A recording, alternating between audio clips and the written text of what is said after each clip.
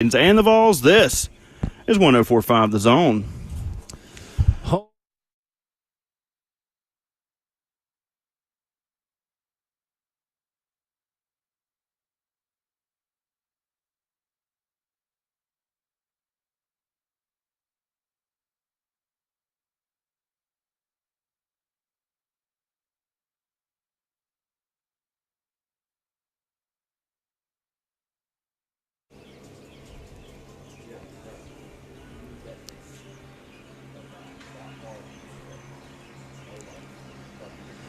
Tuesday morning on Ramon, Kayla, and Will, live and on location at one of the most beautiful places in Middle Tennessee. Welcome into RKW, live this morning from Gaylord Springs Golf Links. It is the Backfield in Motion Golf Tournament, and it is going to be a beautiful day working for a beautiful cause. We've got Kirby Allen Kirby keeping us on the air, Robert Walsh making the show happen, Kayla Anderson, I'm Will Bowling, Ramon Foster en route from the 104.5 The Zone studios. He is somewhere between Music City and Gaylord Springs. Good morning. What's up?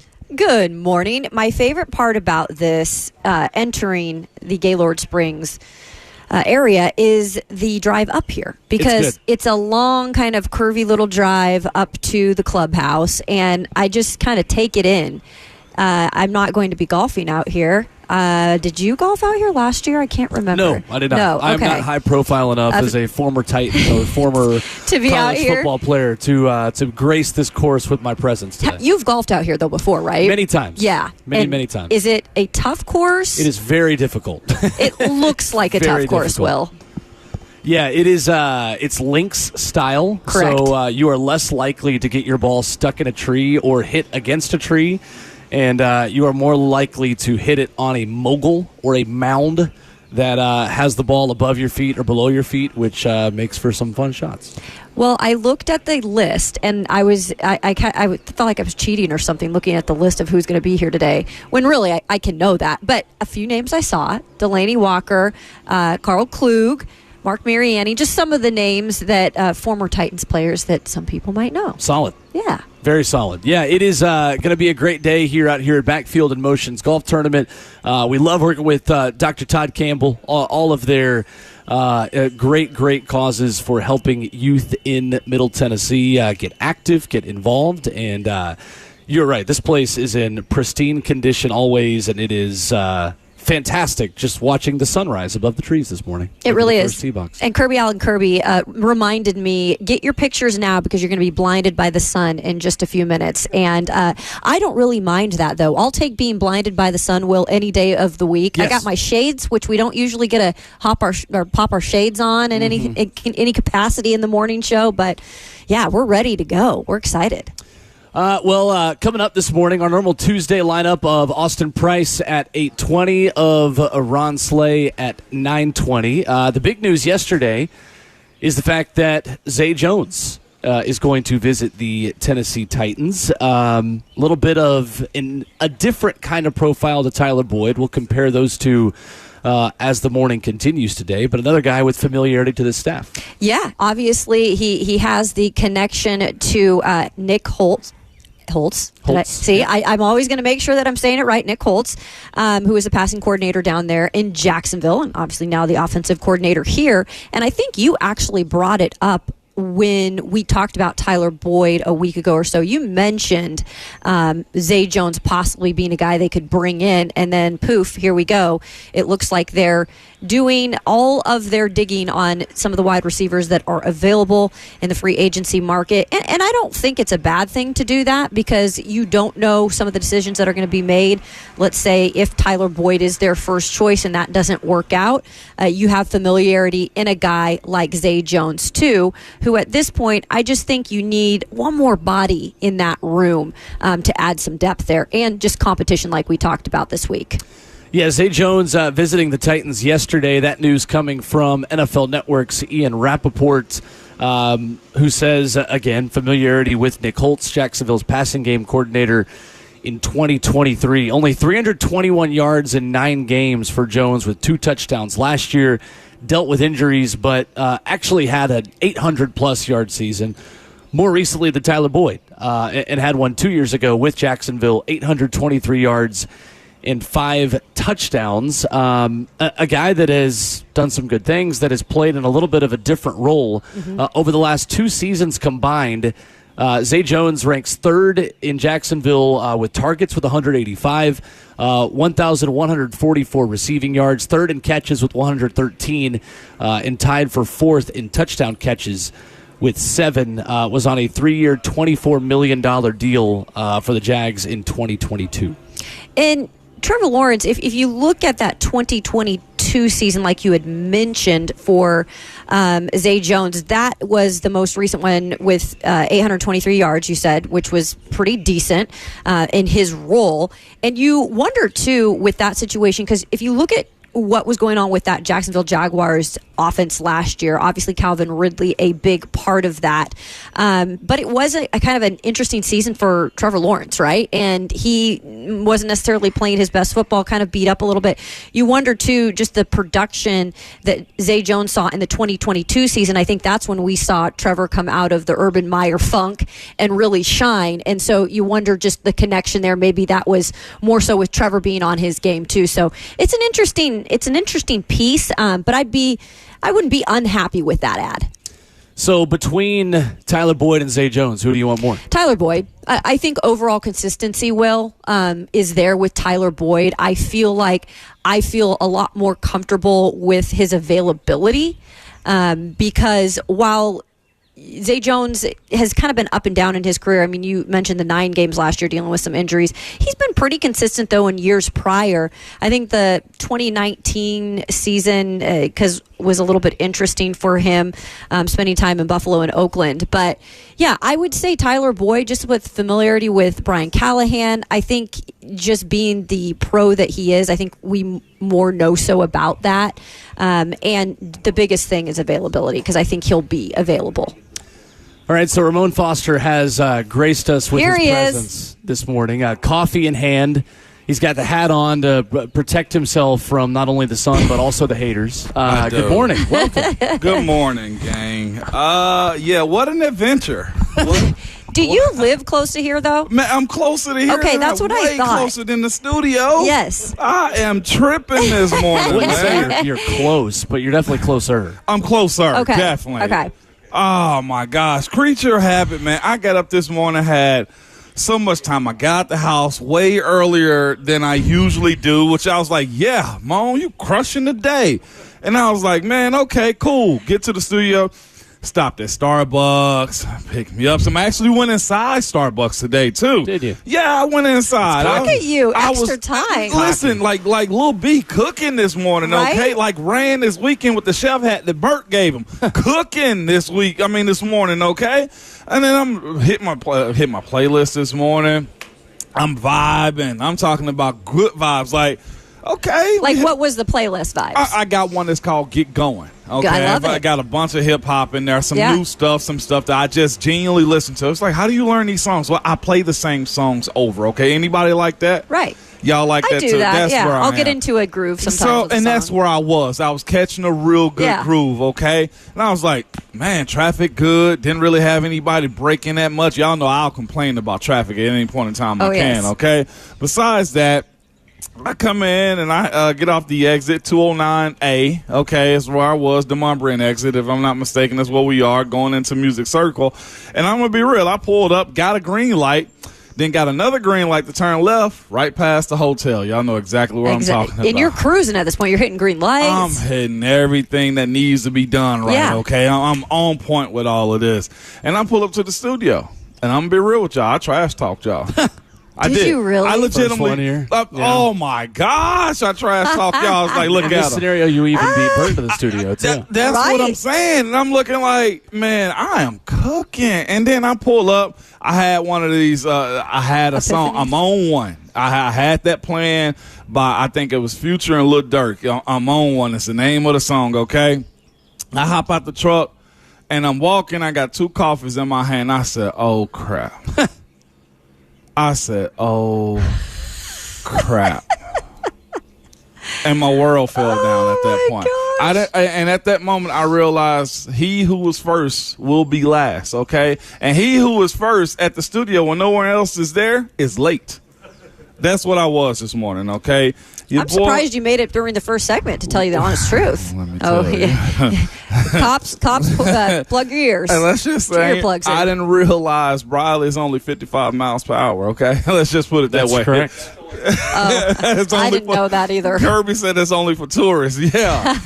55 miles per hour. Let's just say your boy was looking side to side and using my peripherals, and I had a heavy foot this morning, is all I tell you. That's all right. You had to. I had a heavy foot. You made it? Yeah, you made it in one piece, too. If y'all know me, y'all know I hate being late for anything. Yeah, and but this one bothered me. That was a mind thing. And I had a dream that I was, for some reason, going to do the same thing. I was like that I messed up, and I woke up this morning and was like, okay, reminder, Gaylord Springs.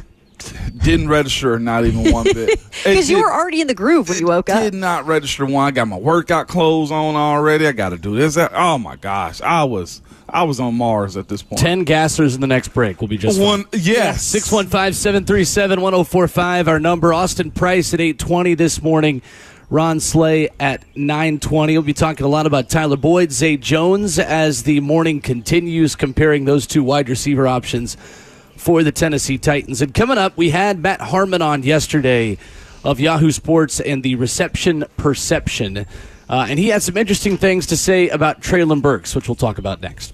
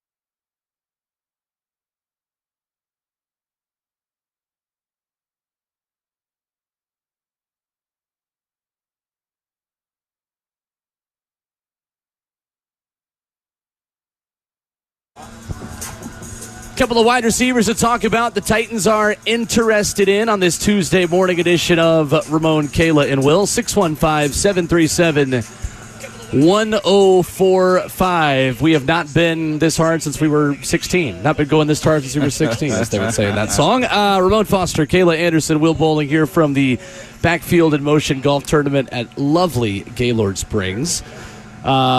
We gave ourselves the opportunity, Ramon, to talk about Zay Jones before the break. What do you think about Zay Jones? It's a veteran name that you know at this point.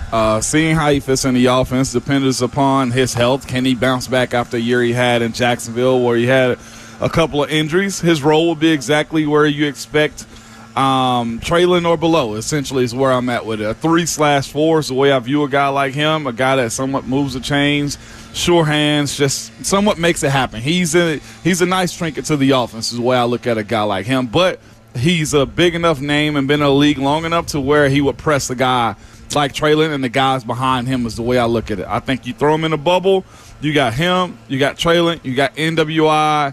If you can get Kyle Phillips in that bubble too and throwing in, I don't think he's in there right now, but Colton Dowell also. That group of guys right there is where you place, to me, Zay, and just say to yourself, figure it out. Zay Jones. Zay Jones, not Flowers. I was thinking of Flowers. Sure. I appreciate you cleaning that up. So if the Titans are now looking at a second wide receiver, we had the conversation last week about how the Titans feel about their current guys, and does the Tyler Boyd interest mean that they don't love their current guys?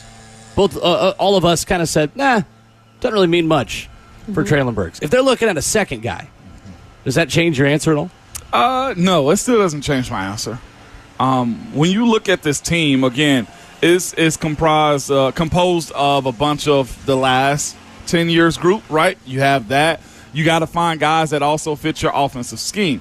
And I'm always been this way, probably because I'm an offensive player. The more tools you have, the better your season can be predicted to go. Meaning, if you got guys that are proven in places, if you got guys that can step into others' roles, then you have a better opportunity if injuries pop up. I'm always that type of guy that want to plan for the future.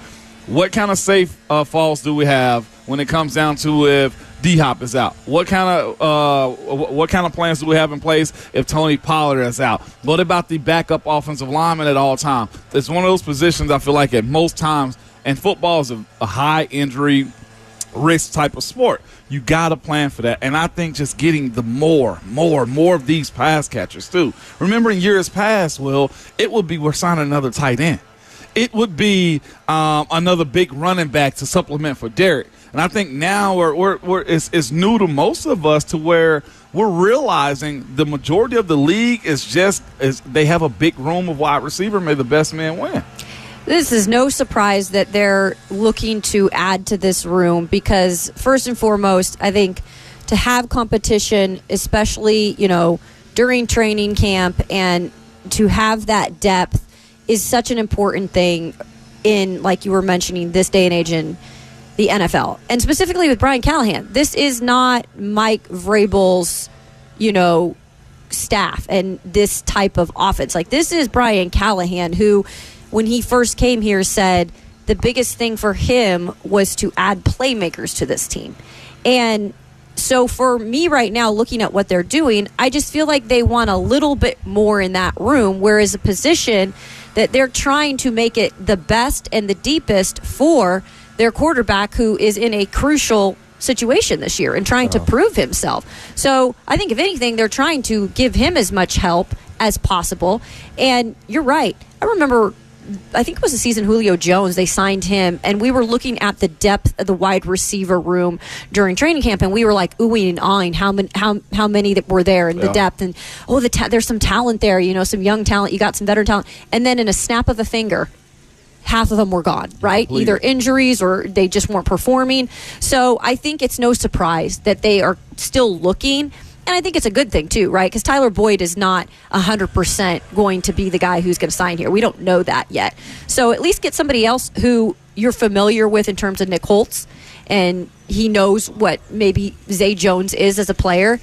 minus the injuries. You don't love that, but you know what? He has a chance to bounce back this year. And just another thing, so as far as just filling the room up, too, I went and looked at Cincinnati, a place where Brian Callahan comes from, and last year's draft, they had their 1, 2, and 3 in Cincinnati, right? We know who those guys are as far as the wide receivers in Cincinnati, and even last year in their 2023 draft, they drafted a guy, Charlie Jones, in the 4th round out of Purdue, and Andre Iosivas out of Princeton. Yosivas, my bad. Andre Yosivas in the 6th round, who's become actually one of their weapons for their offense. So teams are always trying to stack and find the next guy, and that also is one of those positions. If you can get them young and keep them cheap, the better they are for you, too. Yosivas. Okay. We have the entire NFL pronunciation guide that is always on my desktop. I know. I need to pin it. For moments like terrible. That is exactly what I have done. I did a quick search. That's on me, Will. That's all on right. me. But they drafted 2 wide receivers last year in Cincinnati. So I think we'll see a trend of certain things that he brought out of the team up north, man, to where we probably should just get more familiar with it. Zay Jones just been a veteran. I think it resonates more because he was in the AFC South. He's a veteran. You know the name, and he can be a weapon for you if healthy. So we talked to Matt Harmon yesterday, Yahoo Sports writer and analyst, and a big wide receiver guy who watches tape of every wide receiver in the draft coming out of college, and made some interesting points about how the Titans misused Treylon Burks coming out of Arkansas and what his role could look like this year. Yeah, and kind of going back to the Treylon Burks, prospect profile and reception perception. I was not that big on.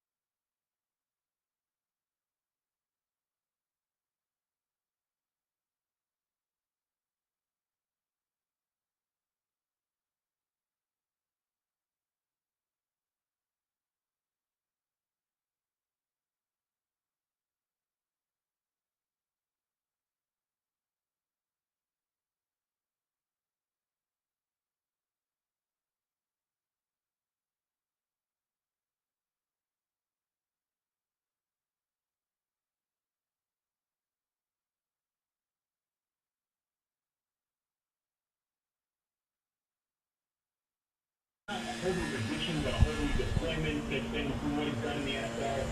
So maybe the coaching staff's not that high on the idea, but that's the position coming into the league that I thought was best fit. So that was Matt Harmon of Yahoo Sports and the reception perception with us yesterday. How much blame does Treylon Burks get for the way his career has started in Tennessee, and how much of it has been out of his control? Man, Treylon's situation is somewhat tricky with how it's gone. Injuries, well, coming out of shape. How much was he out of shape? Was it really the asthma? It's a question we got to ask ourselves. If it was the asthma, all right, we can excuse that. If he was out of shape, that's a totally different conversation we're having right now. But I will say from year 1 to year 2, he bounced back. His lack of being on the field, do we blame him or do we just blame the game for that is where I'm at with it. I'm going to put a little bit on him just to say, all right, soft tissue stuff, all right, that's on you. When it comes down to how you play it, maybe try to protect yourself, that's the game in a sense. I can't really fault you for that one. He got to learn how to, I guess, catch and not overextend his knee in those situations. That's not really on him. That's football. But I will say this as it pertains to how his career has gone. I think where this team was, he was necessary for a style of ball that they wanted to play. And I think when you look at the subtraction of A.J. Brown and how this team was looking for a spark, an instant answer. And he was right. When you look at his pathway through college, 475, 820, and 1,100 yards total as far as Treylon career goes and stuff like that, right? As far as his pathway. I wrote down to myself just to remind myself, in this year's draft in 2024, I think Treylon Burks would end up being a second rounder. I don't think the talent was necessary for what this team needed back then. It's the same now. When you look at, all right, you want a big receiver that can move the chains, you want one that can get down the field, and you want one to block. Treylon, to me, as he said, is probably more of a guy that you move around from space to space and put him in a matchup situation. He's probably more of a slot, more of a guy that can go body somebody on the from a 3rd and 7. He can get a first down. Streaking him down the field, I don't think is necessarily something that was needed for this team, and he was expected to do it.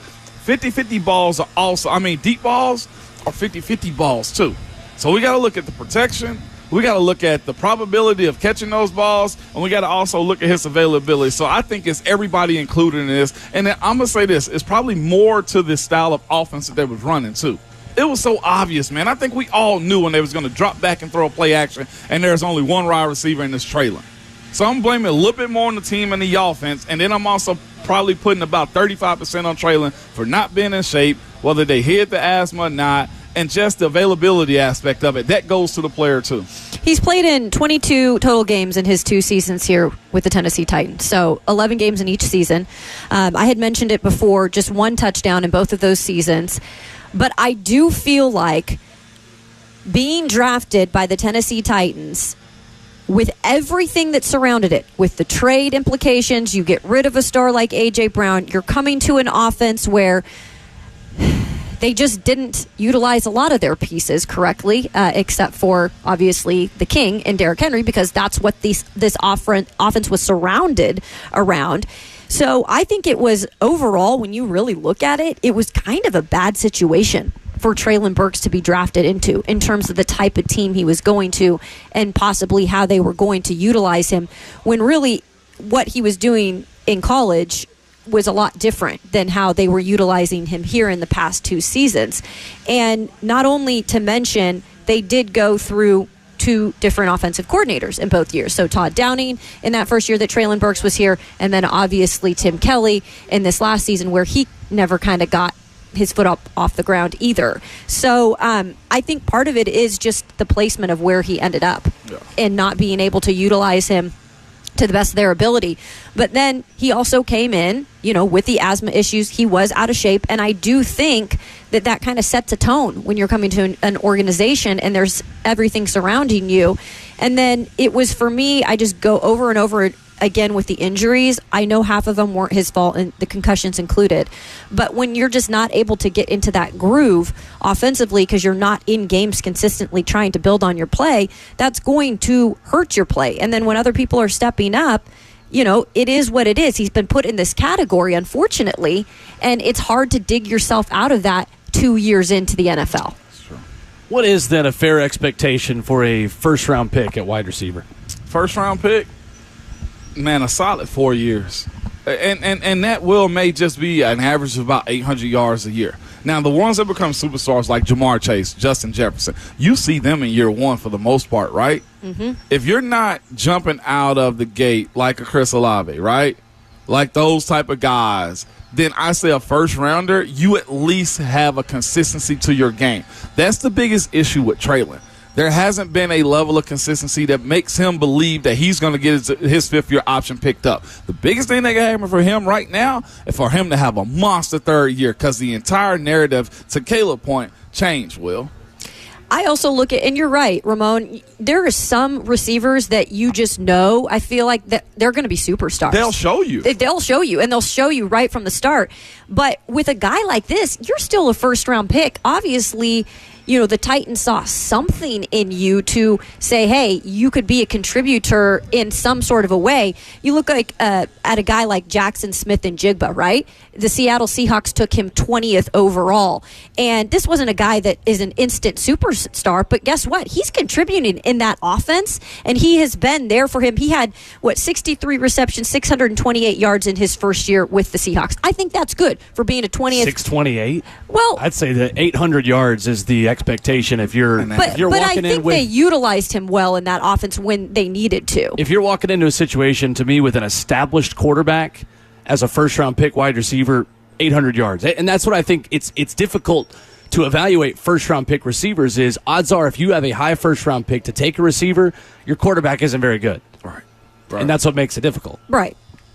So two guys that came out of his draft class, Garrett Wilson, Chris Olave. Yep. And they're both doing well. Both have over 2,000 yards so far in 2 seasons. There we go. And I think that's somewhat the difference in these two situations. What we're comparing. You asked me, what's the expectation? Both of those dudes have both had 1,000-yard seasons. And in that draft class, there were 6 wide receivers drafted in the first round. Drake London, Garrett Wilson, Chris Olave have all met expectations through 2 seasons. Jamison Williams, obviously the gambling suspension there, changing things a bit. Only 395 yards and 3 touchdowns for him. And came in with an through 2 injury seasons, too, right? And came in with an injury. And then Jahan Dotson in Washington out of Penn State has not been great. No.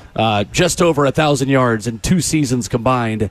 And Treylon Burks with the second fewest amount of yards among those first-round picks at 665. Then you look at a guy like Christian Watson out of North Dakota State, who was essentially a first-round pick and goes 34 overall, 1 pick before Roger McCreary in that draft. And you can see splashes, right? You can see glimpses of what Christian Watson is in the Packers offense. We have seen glimpses of what Treylon Burks can be. Heck, in that game against Green Bay, the last time that he was fully healthy, the last Titans win in that season in 2022, he's making contested catches. He's open over the middle of the field. I think you could make the argument that the Titans put Treylon Burks in the worst possible situation for him to succeed. But for me as a first-round pick, the burden of proof for you is so much higher to where I don't care if you're put in the worst possible position to succeed. If you're a first-round pick, you should still be showing us some kind of consistent success over your rookie contract. Yep. And that is where there are 2 seasons now for Treylon Burks to prove it. And this is a big one as his 5th-year option comes up here next summer, now that the Caleb Farley ship has sailed, and the Titans have one more opportunity to maybe have a rookie be on a 5th-year option, and it's looking very unlikely that happens. What is it going to take for you to give him a 5th-year option? Because, 1,000 yards. Okay, and which year? Because if he does it in year 4, do you believe it? It's a good question. You know what I'm saying? What do you think? I'm glad you threw it back to me. I appreciate that right there. I need to see it this year. If he can hit me, if he can give me 950 this year, Yep. I'm going to believe that the product is real. Because at wide receiver, that's not going to be a cheap 5th-year option. No, and then we got 17 games, right? If he gives me 950 this year and give me 17 games, and next year he comes in camp and looks better, feels better, we see the production early, I think the avenue to pick up his 5th-year option because the production is there. And then, of course, at that point in 2025, we have a situation where I don't want to keep retiring D-Hop, but at some point, if Treylon does become that guy, fair. You say, all right, sir, that door is open for you. You move up a slot. Yeah, I don't know if 900. Look, he's still going to be a 3rd option. He doesn't have to be. I'm just saying, let's not get the expectations too high. Like, But for a I 5th-year feel option, they've got to be high. But I'm just saying, if he is a 3rd option this year, I don't see him necessarily getting 900 yards, not because it's not his fault, but because you're that 3rd option. You've also got other guys that, Chigakonkwa, you can't count him out as getting his hit this year. So I would say if he at least gives me 800 and you see progress, because again, I want 800 and a healthy Treylon Burks. I want him to at least play 15 to 16 games. If I see that in 800 yards, I feel like that's at least a progress, to see progress in him, because there has been none of that in the last 2 seasons in terms of being healthy and being able to at least garnish up 500 yards at that. The problem is with that, though, you're not going to pay a wide receiver with 800 yards $10+ million for 1 season, right? Like 10 to 15 million. That's where it gets tricky. Yeah. That's just not going to be a cheap 5th-year option. 615-737-1045. More on that coming up, and more on an event over the weekend that had 1.6 million people to see one artist. Yes, this is a true story that we'll tell you about coming up next.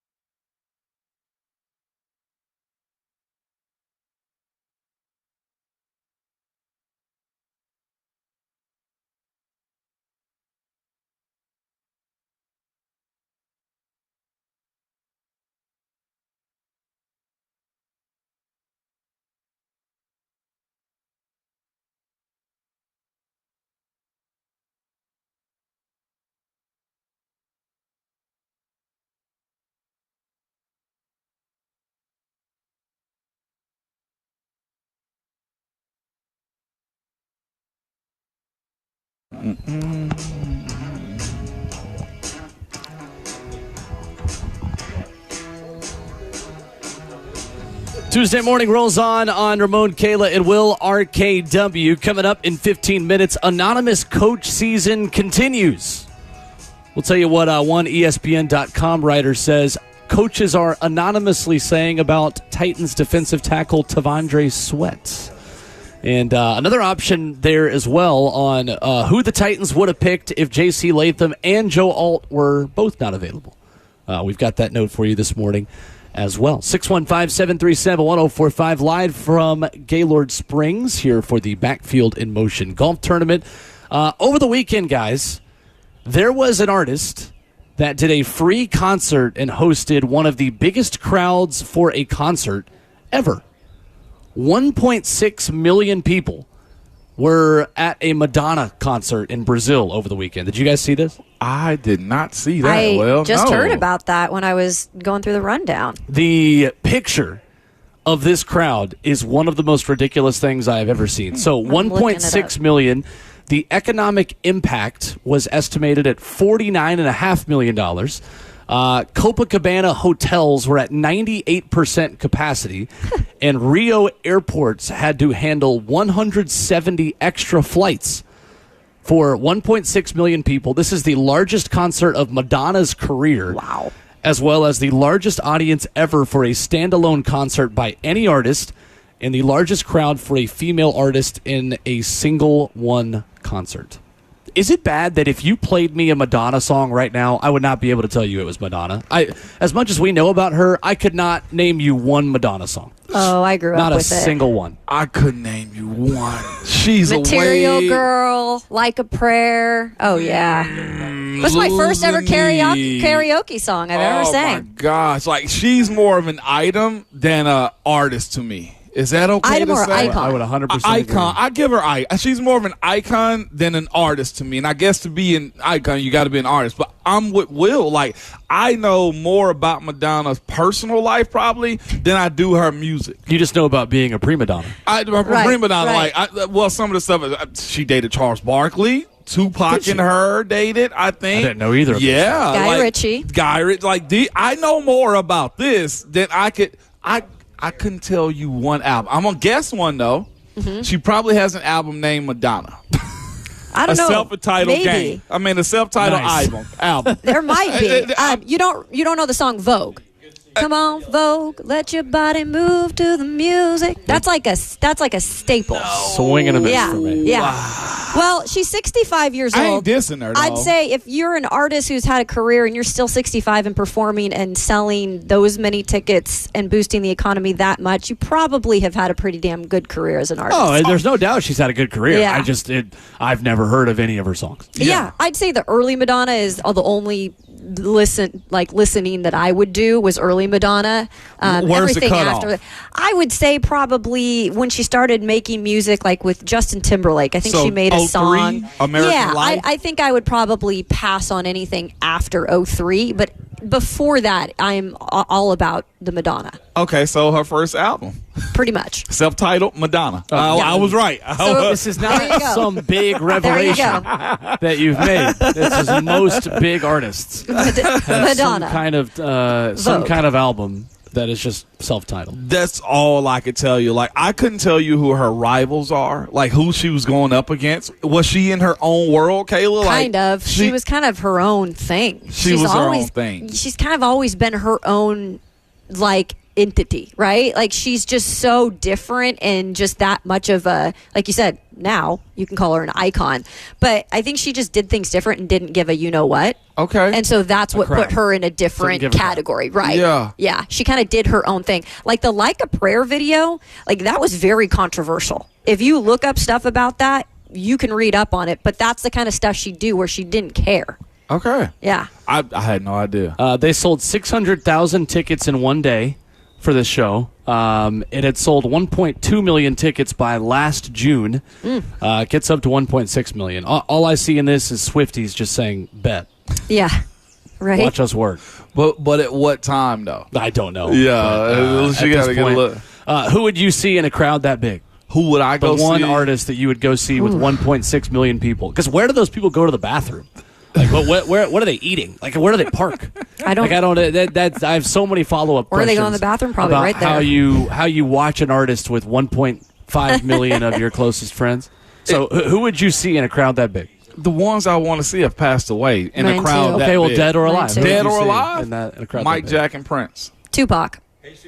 Michael Jackson. Mike, Jack, and Prince are my two that I'm throwing in that conversation. The right answer there. for me, absolutely no one. I am not seeing a single artist with 1.6 million people. 615-737-1045. I'd just settle for another NFL draft. How about that? A football game, you would. Coming up, what coaches are anonymously saying about Tavondre Sweat and about who the Titans would have drafted if Joe Alt and J.C. Latham were both unavailable. We've got that for you next.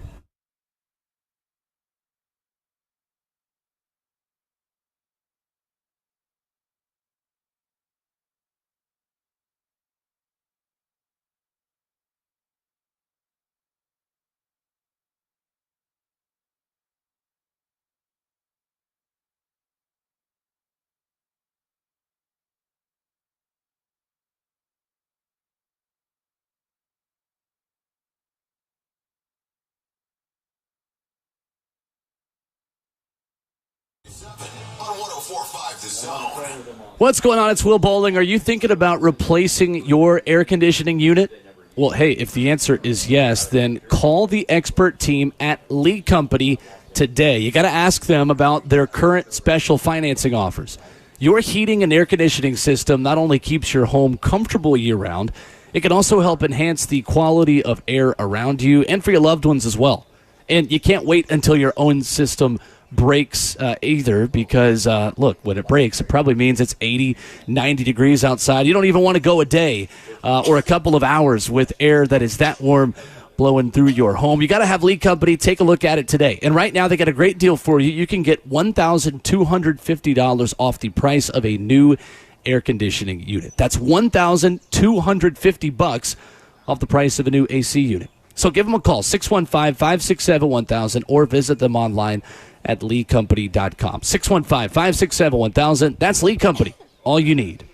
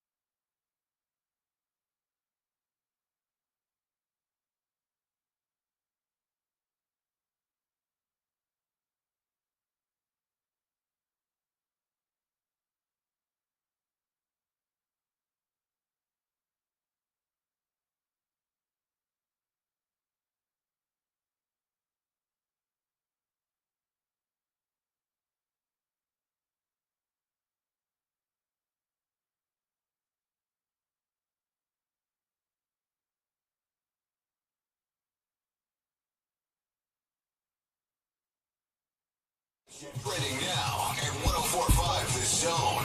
What's going on? 7 o'clock. Good morning out here at Gaylord Springs Golf Links. Come see RKW. We got shows out here all day. Come check us out. In Titans news, former Titans target and former Saints starting offensive lineman Andrus Peat signing with the Raiders. Some added offensive line help post-draft. While in New Orleans, Andrus Peat was a Pro Bowler who started 102 games. Now he'll beef up the Raiders' offensive line. Free agent wide receiver Zay Jones, who was released after the NFL draft by the Jaguars, visiting the Titans yesterday. Jones had an obvious connection with Tennessee offensive coordinator Nick Holtz, as the two were both in Jacksonville last year. And second round of the NBA playoffs, Timberwolves dogged the Denver Nuggets 106-80. Anthony Edwards killing it, 27 points, 2 rebounds, 7 assists. The later game, Knicks taking out the Pacers 121-117. A bunch of big scores in that game as well. Jalen Brunson 43 points, Dante DiVincenzo 25, Josh Hart 24. For all your foundation repair and waterproofing needs, you need to go to USSTN.com, your station for the Tennessee Titans and the Vols. This is 104.5 The Zone. I think.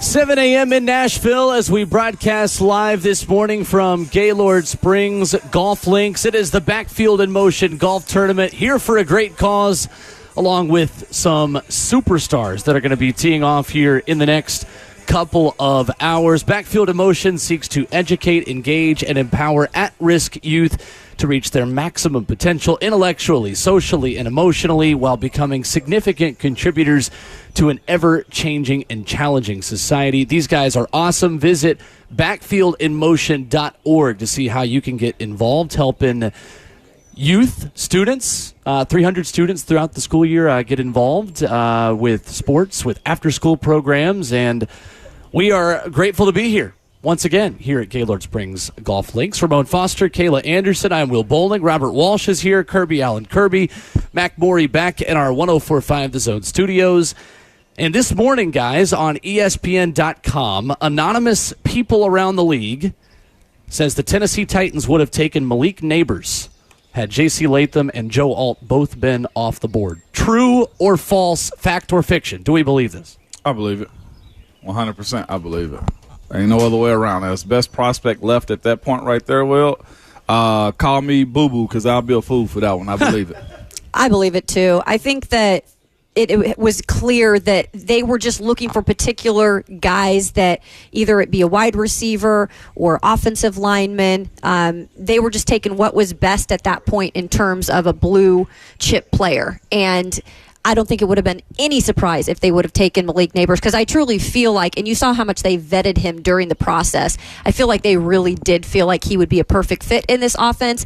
And why wouldn't you go get a playmaker when that's been one of the key things that Brian Callahan has talked about? I was talking to a gentleman yesterday who's a scout in this league for a while, too, and he was speaking about working with Coach Munch, who's somebody that's been around the organization, not there currently, but Titans legend Mike Munchak, former head coach and offensive line coach here. Coach Munchak, and he's one of those guys said as a scout, they go get Munch like 4th-round guys, 2nd-round guys, 5th, 6th, 7th-round guys, and he always just turn them into consistent playmakers, man, as far as the offensive line go. And I think that's one of the things that you look at if you don't hit the dudes or get the guys that you're supposed to get, is you do have that ace in the hole, and that is Bill Callahan. So that's the reason I look at this situation and say I believe they could have went and got a Malik Neighbors in that situation if JC and Joe Alt both were gone. You knew you had a major need, but again, you never want to be a team that's drafting no need. This team moving forward, I'd expect to be going to that best available slot as it pertains to how you build this team up. When you got a guy like Malik Neighbors on the board, if your 1 and 2 options are gone, that makes all the sense to me in the world. It does. Interesting. I feel like a trade back would have made more sense, though, at that point, right? We can say that now. Because here's the other thing. It's all just throwing stuff at a dartboard. Yeah, but here's having somebody there that's willing to trade for you. We don't know that. But to your point, to trade back, that would have been awesome to do that too.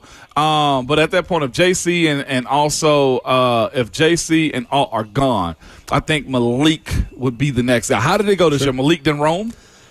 That's correct. Yeah, Rome went 9th to the Rome Odunze. Washington receiver went 9th to the Bears, and Malik Neighbors went the pick before the Titans at 6 to the Giants. I think ultimately the scenario that could have happened was if J.C. Latham had been the pick as an out-and-out right tackle by the Chargers, we now know that the Giants likely would have taken Joe Alt. If Joe Alt had been available for them to select at pick number 6, then you ask the question, okay, does that make Malik Neighbors a Titan at 7? Certainly makes sense. If they're picking there with those two going off right before them, then it feels like a no-brainer. And I think there were still questions of could they possibly go with Rome Odunze at that spot. I know there were definitely fans who were like, pick the wide receiver.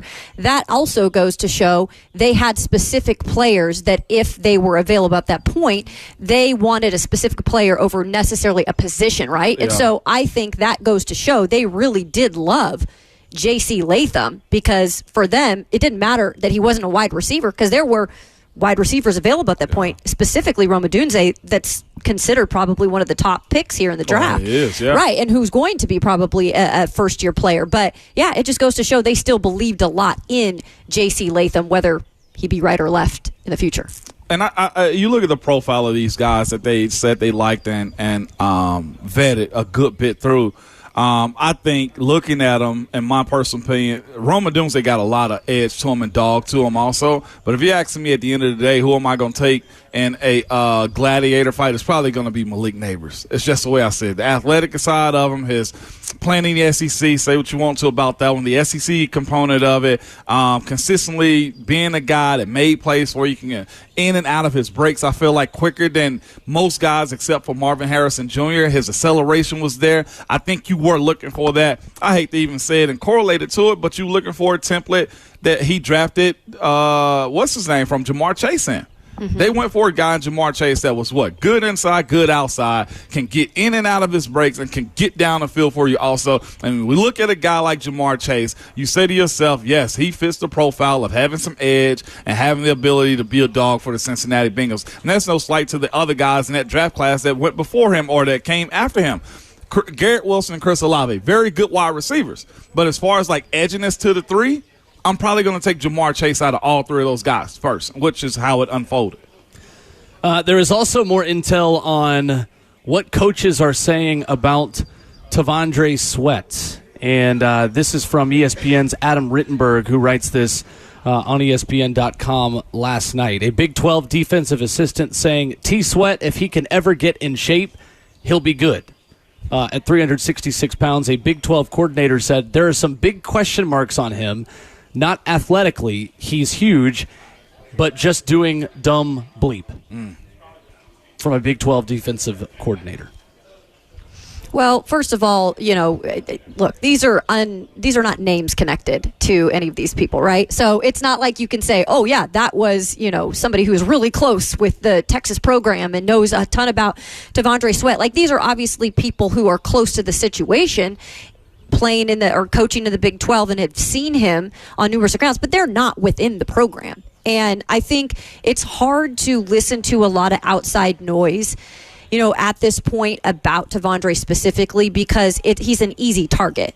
And he set himself up to be an easy target with, some of the things that happened before the draft. That doesn't put anybody in an easy light. But I think that's why I just come back to trusting in how the Tennessee Titans did their digging and how they did everything they could to make sure this is the right pick, especially being their second-round pick. That's a huge pick. They could have went in different directions, but they specifically decided we're not even going to trade down even though we had offers because we like this guy so much.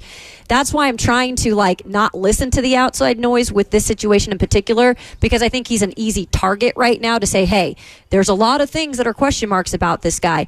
Well, yeah, obviously, and there are about a lot of players in the draft. So I think it's just you got to kind of limit the noise in the situation and let the kid come in here and try to compete. ESPN's Jeremy Fowler also writes about T'Vondre Sweat. An NFC scout told him he was not falling past the second round. Said he was the most dominant player, one of the most dominant players at the Senior Bowl.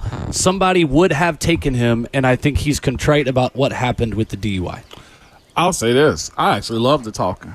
As a player, I like you. There's a certain balance on how much you buy into what people say. But you know what all that is? That's motivation. That's fuel to the fire for me. I think it's appropriate that they talk about him this way because here's the thing behind it. All of that to me is true.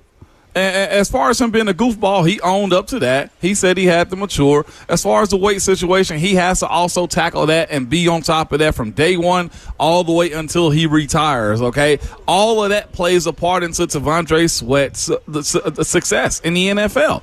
And it's so fair. To me, it's more than okay to have these type of quotes out there about a guy like this just simply because it is. Go prove him wrong.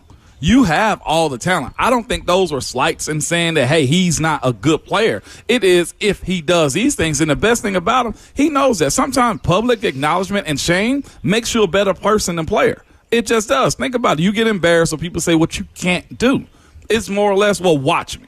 And that's why I absolutely love that they're talking about a guy like T'Vondre Sweat. Positive of that is it backs up what Rand Carthon said on this radio program last week. That T'Vondre Sweat was not making it out of the second round. Yep. I don't think he was just lying about that to make the pick seem better to his fan base.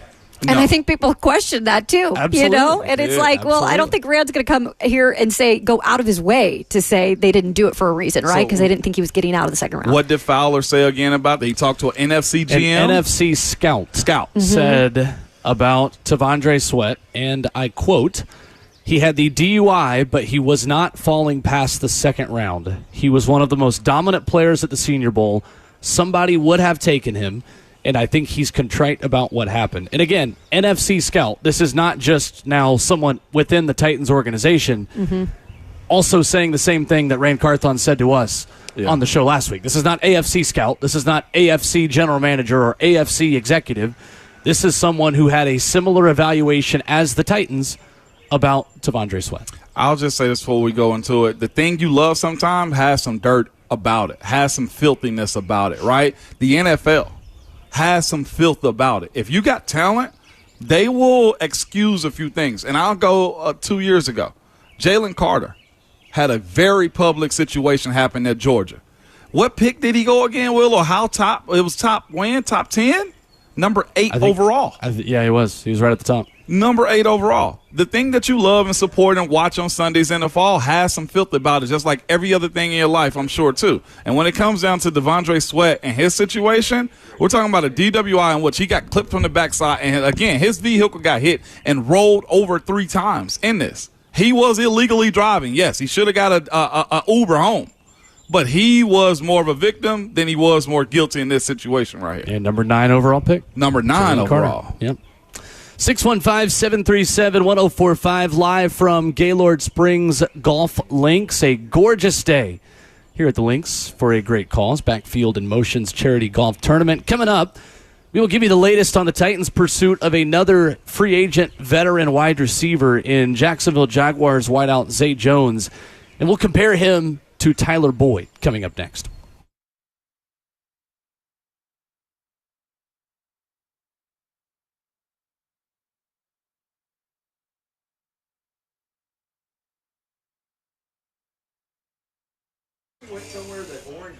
Hey, this is absolutely the worst time of year to be dealing with that joint pain. You can't do the outdoor stuff that you love to do. Maybe that is jogging or biking or just playing at the beach with your kids. Hey, it's Kayla Anderson. Listen, don't go through the summer missing out on life. You need to call QC Kinetics now and find out how they can use biologics from your own body to give new life to those achy joints. QC's regenerative medicine protocols can restore and repair that damaged tissue with no surgery, no steroids, no drugs, and no downtime. This is the future of medicine, friends. Tens of thousands of QC Kinetics patients around the country are living their best best life this year because they simply made the call. And if you want a little background on it, well, QC medical professionals are under the direction of Dr. Mitchell Shinecup. He was actually starting out as an orthopedic surgeon. Then he became a true pioneer in regenerative medicine. And boom, here we are. There is no better way to do it. So call QC Kinetics now for your free consultation. It's 615-249-4025. It's 615-249-4024.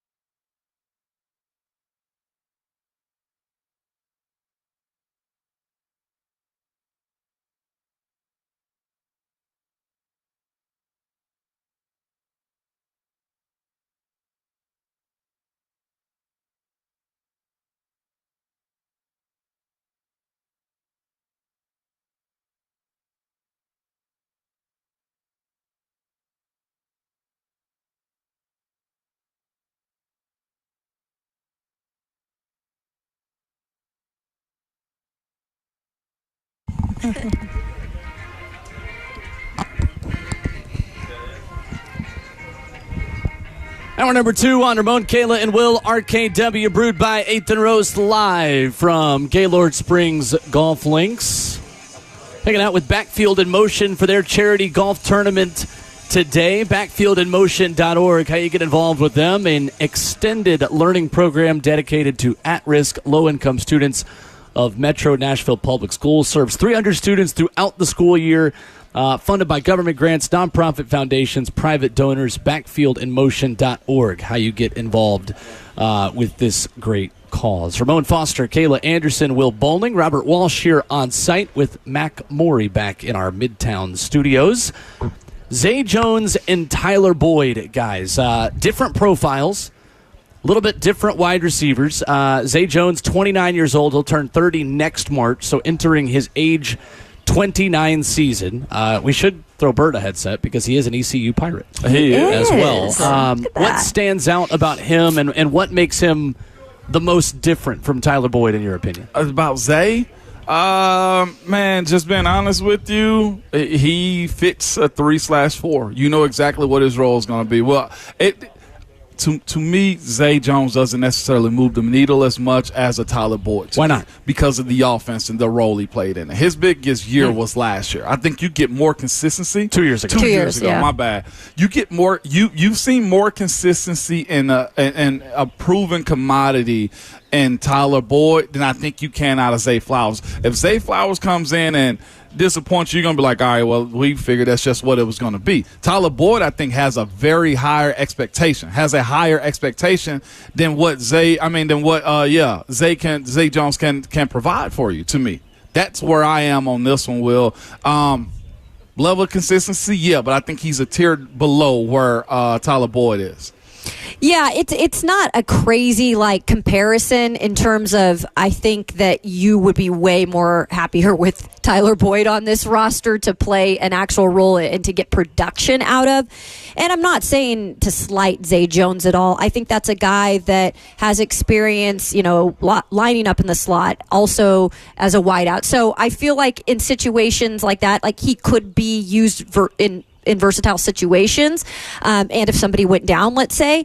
But I think just production-wise, it's hard if you just look on paper. It's a little more inconsistent in terms of just his health and the production. You said 2 years ago, I think he had over 800 yards. That was a really good season for him. We mentioned this in the first segment of the show, but that was also Trevor Lawrence breaking out of the Urban Meyer funk, that second season for Trevor Lawrence, where he showed he was the real Trevor Lawrence. And then last year, maybe some inconsistency with injuries, and that can always affect, particular wideouts in the situation. Maybe Zay Jones as well, as he dealt with injuries and only had about 300 yards and 2 touchdowns. But I think there's not really a comparison here. I think if you have the opportunity to get Tyler Boyd, it's Tyler Boyd 100%. I just feel like he fits in this offense seamlessly just because of the Callahan connection. And man, when you have a guy that's able to stay that healthy for majority of his career, sign me up any day for that, because again, that has been an issue with these wide receivers in Tennessee. This is there's some Zay Jones slander going on. I'm not sitting here hating. I'm not hating on him, but I don't think he's a tier below Tyler Boyd at this point of his career. I just think they're different players. Okay. Zay Jones is faster. Okay. Zay Jones is the more athletic of the two. Zay Jones, out of ECU, ran a 4.45 40-yard dash, had an 11.1 broad jump, had a 9.71 relative athletic score. If you go with Zay Jones, it is because maybe you get priced out of the Tyler Boyd market, or perhaps he's more interested in landing somewhere else. But Zay Jones is the more athletic of the two wide receivers. Tyler Boyd is going to be a route technician for me out of the slot, first and foremost, right? Okay. I think if you go with Zay Jones, it's because you think he is an option to also back up Calvin Ridley, to also back up DeAndre Hopkins. To me, Zay Jones is a cheaper guy who has less of an out-and-out slot receiver. If you look at his performance in 2022, he had 726 snaps from out wide and only 329 in the slot. He is not necessarily a slot receiver. Right. He is a versatile chess piece who is an athlete that you can move wherever you want. He was good in Jacksonville 2 years ago.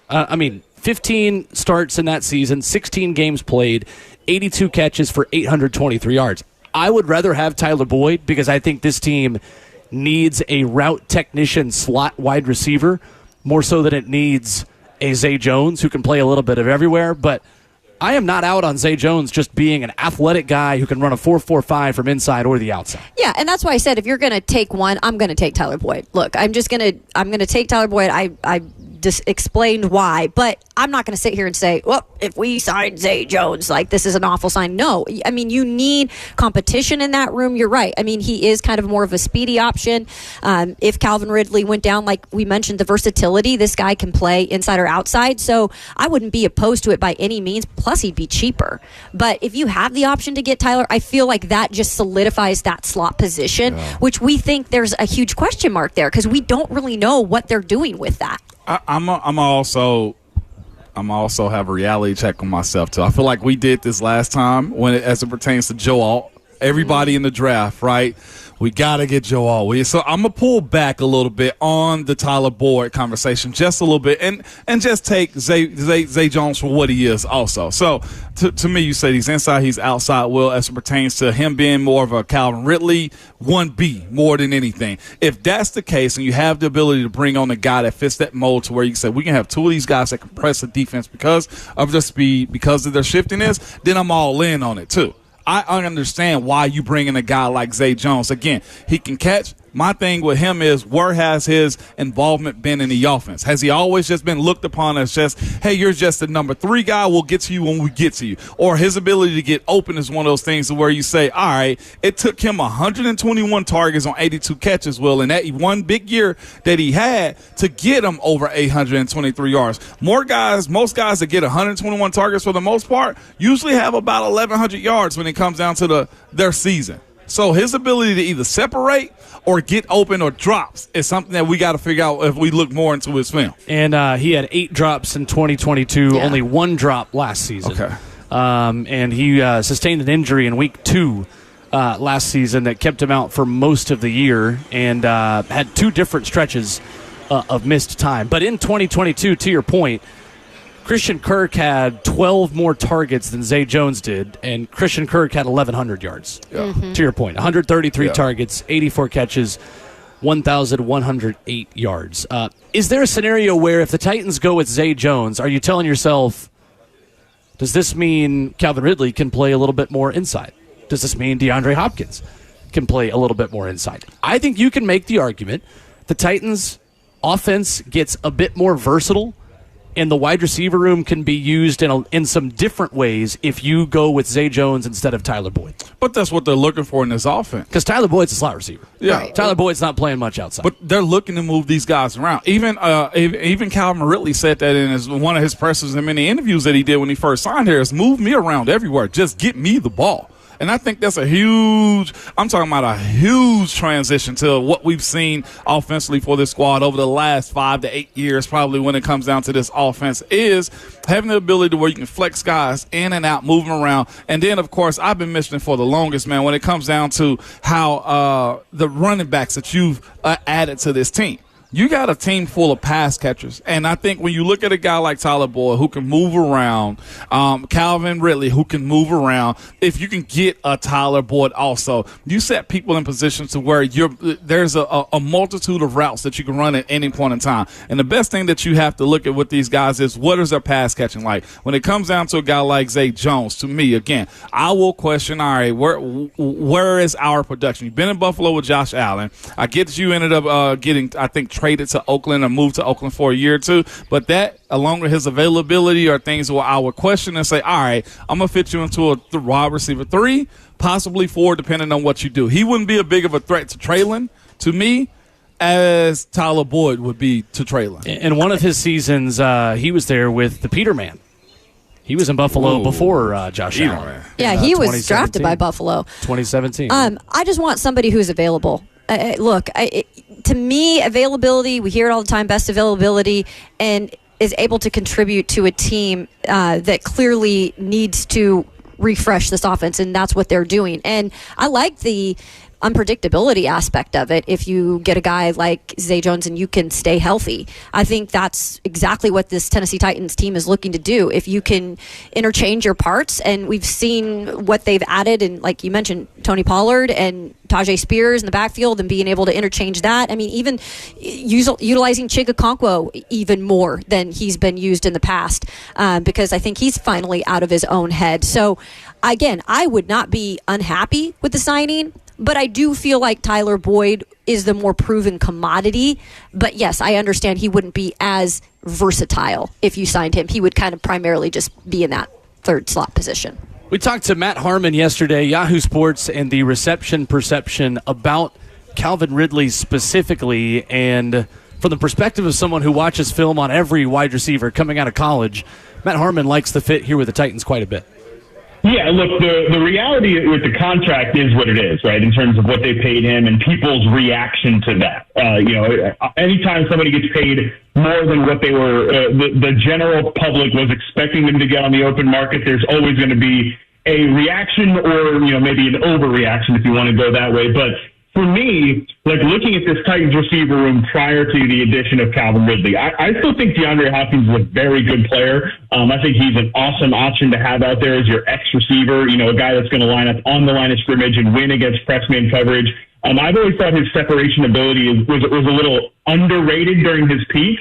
But obviously that's not the strength of his game. It's certainly not the strength of his game right now at this point in his career. But like I said, still a very good option to have as your number one outside X receiver. But the rest of the core, the rest of the room there in Tennessee since A.J. Brown has left, the thing that they've lacked is separation. They've lacked a guy who's going to consistently get open on difficult routes, on routes like down the field, and just be a high percentage target for any of these quarterbacks the last few years. That's what Calvin Ridley does really well. And what's exciting about the addition here in Tennessee is like I mentioned, that Hopkins is there as that X receiver. That allows you to move Calvin Ridley across the formation because, like, I would say that Calvin Ridley was not at his best with the Jacksonville Jaguars last year, which is understandable, right? He spent a year and a half away from football. That's just a lot of time to make up just not being in a building. He's still a very good player, but the thing that was most troubling for me watching in Jacksonville last year was just way too static of deployment in Press Taylor's offense.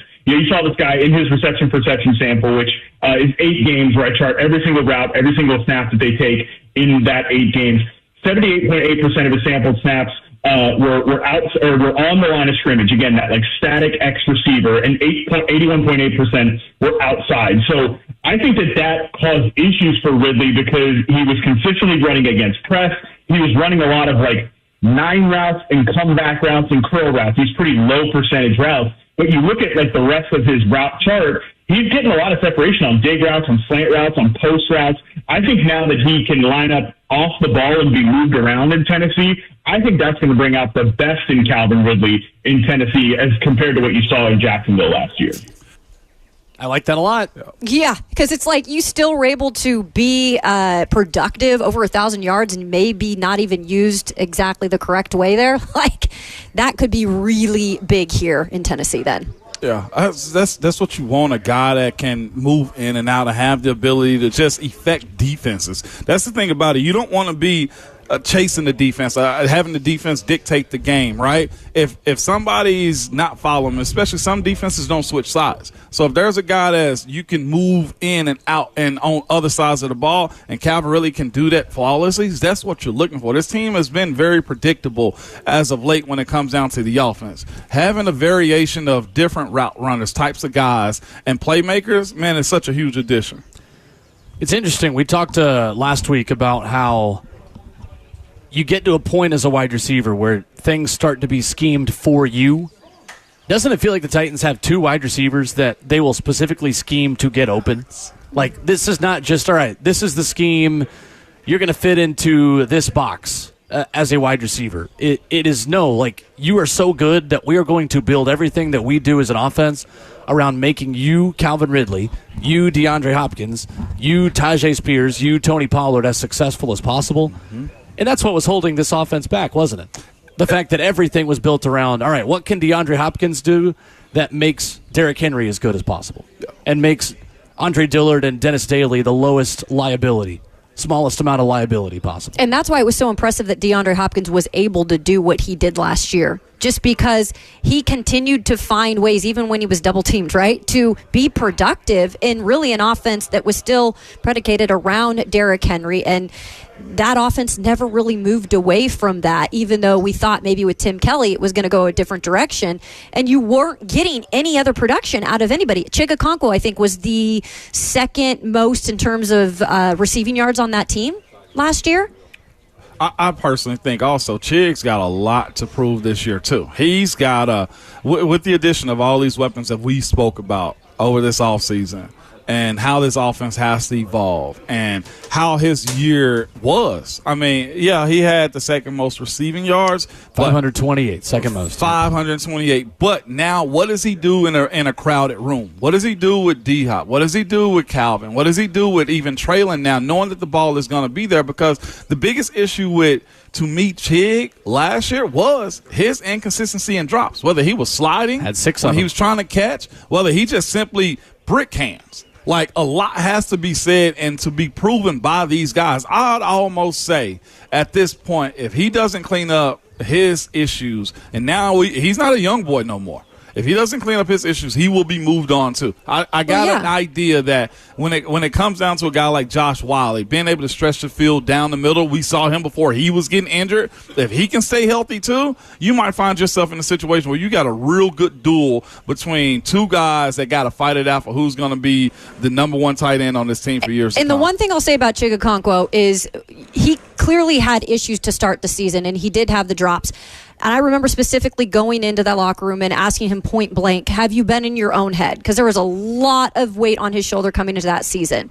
He calls that too, though. And I'm just giving you an example of what I'm seeing here. So when he told me that, I was like, okay, yeah, but you got to get out of your own head. Obviously, he was able to do that at the end of the season. Now, is that a big enough sample size to say that's going to contribute over to this season? I don't know, but I will say I felt comfortable at some point he hit that reset, like I'm out of my own head. And I think that's a big reason why he had that many drops, to begin the season. He wasn't consistent. Yeah, he went from 1 catch for 6 yards against Jacksonville and then had at least 34 yards in the rest of the games. We never saw that one big performance, right, though, from Chigakonko last year. And the big story, I think, for him was in 2022, the quarterback rating when he was targeted was 122.6. That dropped down to 88 in 2023, including the 6 drops. 615-737-1045 is our number. Coming up, Albert Breer with a note yesterday in his Monday morning column on SI.com about why he does not feel like one team is in the mix for Brandon Ayuk or a big-name wide receiver. Could that put them back in the mix for the wide receivers the Titans are going after? We'll talk a little bit about Pittsburgh and one interesting note on them yesterday coming up next.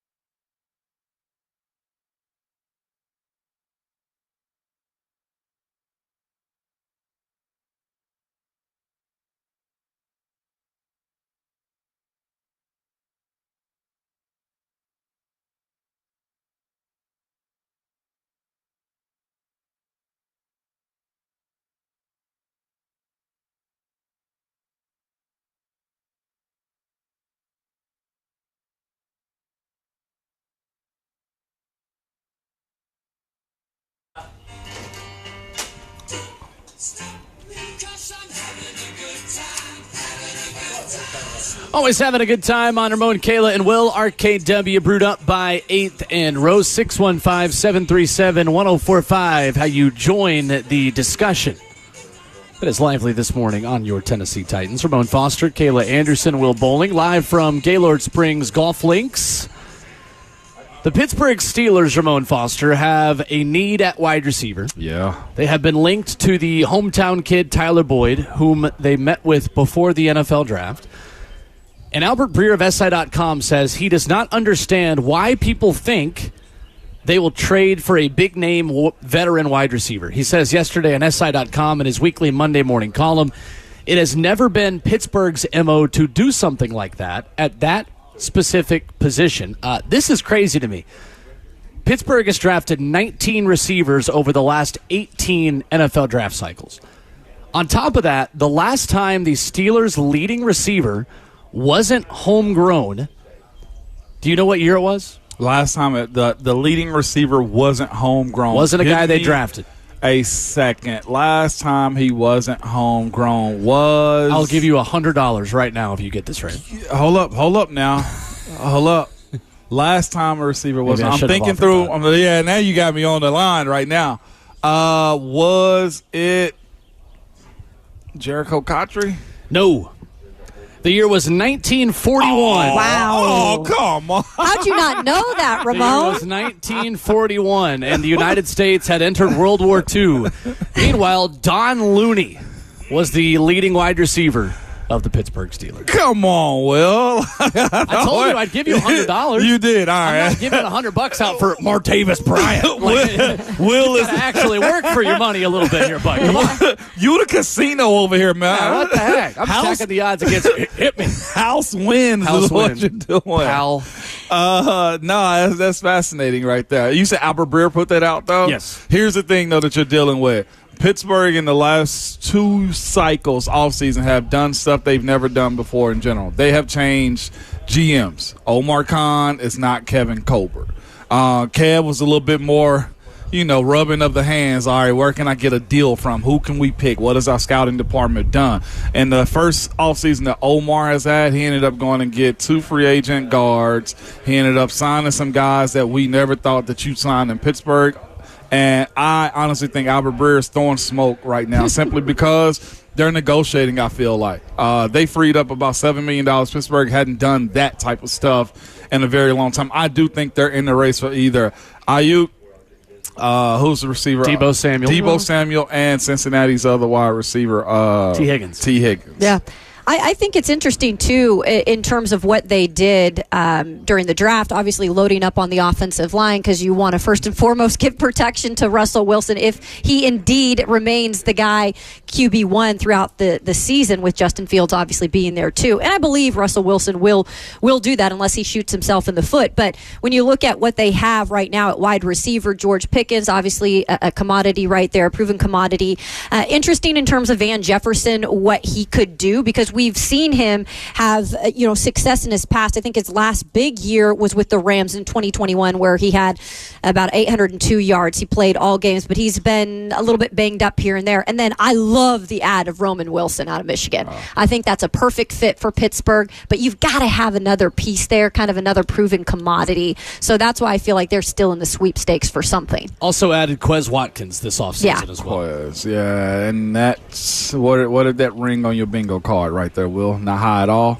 Well, now I ain't gonna sell you a bingo card. What on your prize? I don't know. Yeah, you said E5. I don't know. In bingo, E5 is E? like E and then there is no E in bingo. numbers. No, I mean like on your sheet. Is there A, B, C, D, E, or A, B, C, D? I don't know. I had don't been play to bingo. a bingo hall. You taught me something new right there. Well, I was wondering, how was your Tennessee education right there? What do you mean? Never mind. We don't have to play bingo somewhere. That's essentially what Is it this not is. letters on one row and numbers on the other row? It's been so long since I played bingo. Okay? Okay. It's been so long. But either way, well, to Albert Breer, I say this. This isn't the same operating method that's been in Pittsburgh for a while. Omar Khan is a little bit different. The same way we're feeling about Rand versus J-Rob. The same way we feel about Brian Callahan versus Vrabel. Things do change and somewhat remain the same, too. So I say they're very much in play for one or three of those guys right there, and probably not Tyler Boyd, though. 615-737-1045, live from Gaylord Springs here on a beautiful morning. The golfers getting ready here at the Backfield in Motion Charity Golf Tournament. A who's who of Nashville sporting legends here. Of course, we've seen Kevin Dyson make his way over to the driving range. Our friend Richard Hendricks of SEC Network, former Alabama basketball player, here to he had an extra just twinkle in his eye with the work that Nate Oates has done in the transfer portal. Getting a Rutgers big man this week. He is a happy man. Delaney Walker here as well. And we love coming out here supporting these guys, what Todd Campbell does, the entire crew here at Backfield in Motion, after-school programs for Metro Nashville kids and students doing great work. So we are grateful to be here. Yeah, this could not be a better setting to have a morning show. If we can just do a golf course a week, I think that'd be perfect. Sign us up. I'll be okay till the mosquitoes come out because we're close to the water. So I'm always thinking about the insects. Just put your insect repellent on. I'm put a bug zapper out here. I want to watch them fry. 615-737-1045. Coming up, we had Justin Mello on the show last week, and he told us that he was writing a profile on J.C. Latham that was going to be in a couple of different parts, talking to different people who have helped mentor him through his football career. Well, former IMG Academy head coach Kevin Wright had some great things to say about the Titans' new left tackle, and we'll talk about that next.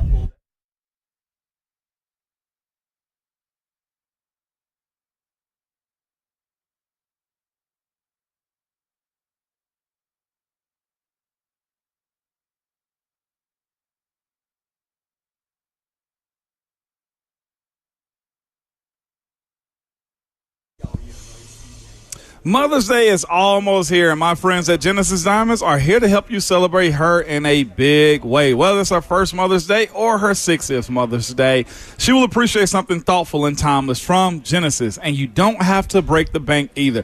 Genesis has put together a fantastic collection of sentimental gifts, things that she can wear all the time, like layered necklaces, colored gemstones, bracelets, and rings, pearls, eternity bands, diamond pendants, whatever you want.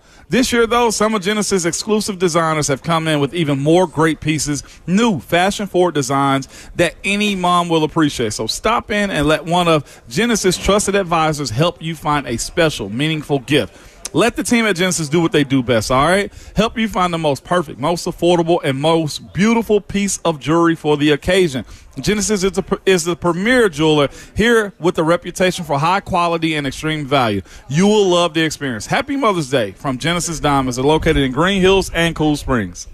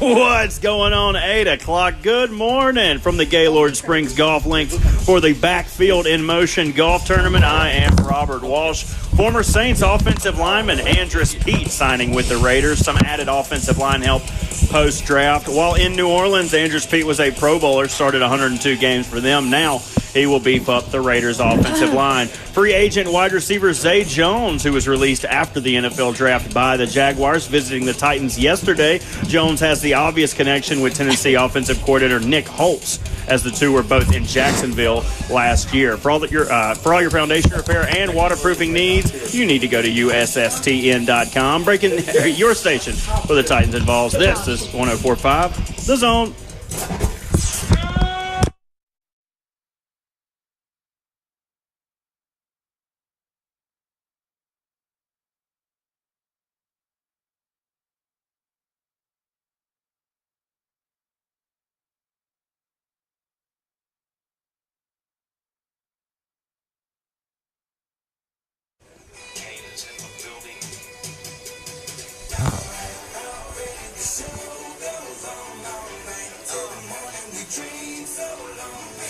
Second half of the show, hour number 3, starts right now on Ramon, Kayla, and Will. And as always, RKW is brewed up by 8th and Rose. Live from Gaylord Springs Golf Links, it is the Backfield in Motion Charity Golf Tournament. The stars are out here at Gaylord Springs. We just saw the one and only Tate Matthews, who, of course, you hear every weekend here in the Zone for high school football Sports Saturday. You've got Joey Kent hanging out here, Vol for Life. It is a who's who of people who There's Mr. Mark shoot Mariani. basketballs, catch footballs, and do all of the things here in Nashville. Ramon Foster, Kayla Anderson, Will Bowling, Robert Walsh, and Kirby Allen Kirby keeping us between the navigational beacons here in person.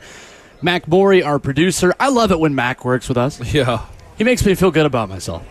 Why? We just came on, and he said, all right, you're hot. Oh, because he's giving directions. Usually back only there. my girlfriend tells me that. Yeah. Well, at least she does, right? Really appreciate it. Yeah, it's so great.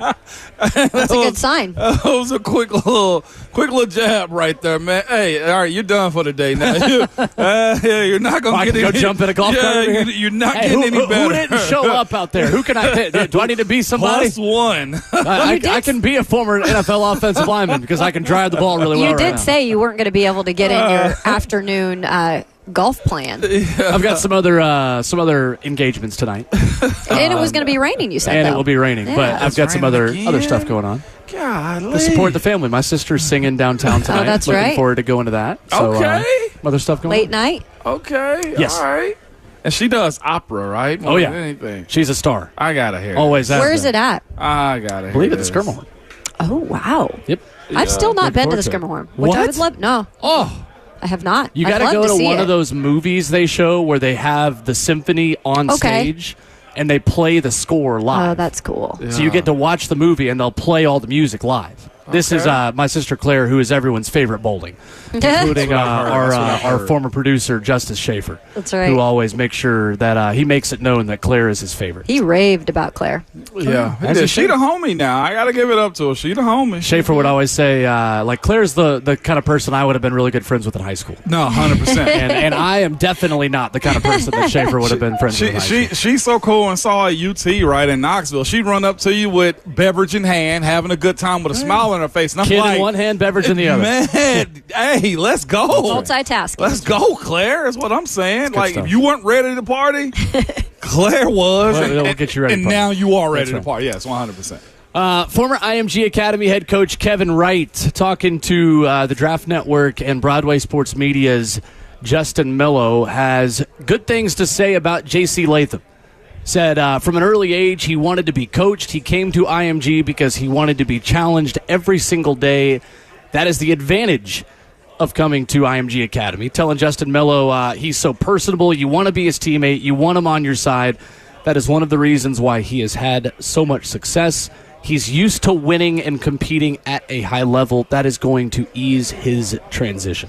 Yeah. I like that. It was, man. And it's super fascinating, too. Listen to these pre-draft stories and the conversations that these coaches have and the people that they speak to.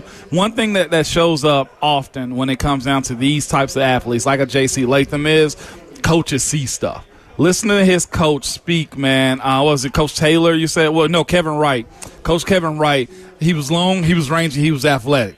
They knew he was going to be something from the day that he got to IMG, man. And it was a really cool article that Justin Mello wrote and researched because it gives you layers into how he got to IMG, why he went to IMG, and the pathway he became an offensive lineman as opposed to just playing on the defensive side.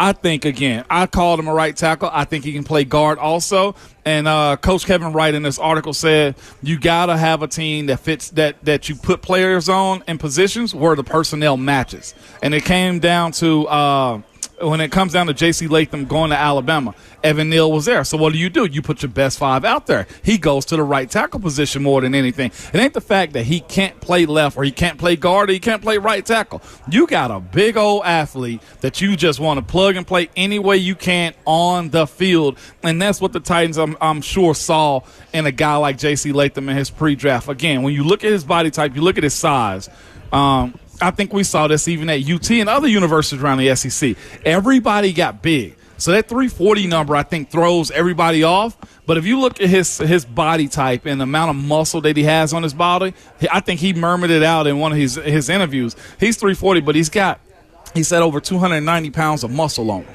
Think about that. 290 pounds of just pure muscle on a guy like that. So it's not like you got a guy that's out of shape. You got a very fit athlete that can play in multiple positions that will be given an opportunity to be coached by Coach Bill Callahan. They also had, Alabama's offensive lineman put on some weight recently. And when I saw him in person at that presser, my goodness, I was like, he holds his weight well for being as big as he is. I never once looked at him and said, oh, he's out of shape. Right. I looked at him as like, man, that guy is a freak because he's a big dude, but he looks athletic. Yep. I think the greatest thing about that, like you mentioned, he's so receptive to everything that he's had to do in his career. And it started in Wisconsin where he wasn't even an offensive player. He was a top 10 defensive player in the country, goes to IMG, was predicted to be a defensive player. And then because of injuries, they said, oh, yeah, we're going to put you on the line. Then was able to be that type of a player on the line at the left side. And when he went to Alabama, receptive again. When you mentioned, had to switch over to the right side. So if anything, I'm going to take a player who is not only going to be receptive in where you want to put him and how you want to help mold him, but he seems to be able to be good wherever he goes. And that's just a God-given trait, in my opinion. Then you pair him up with Bill Callahan.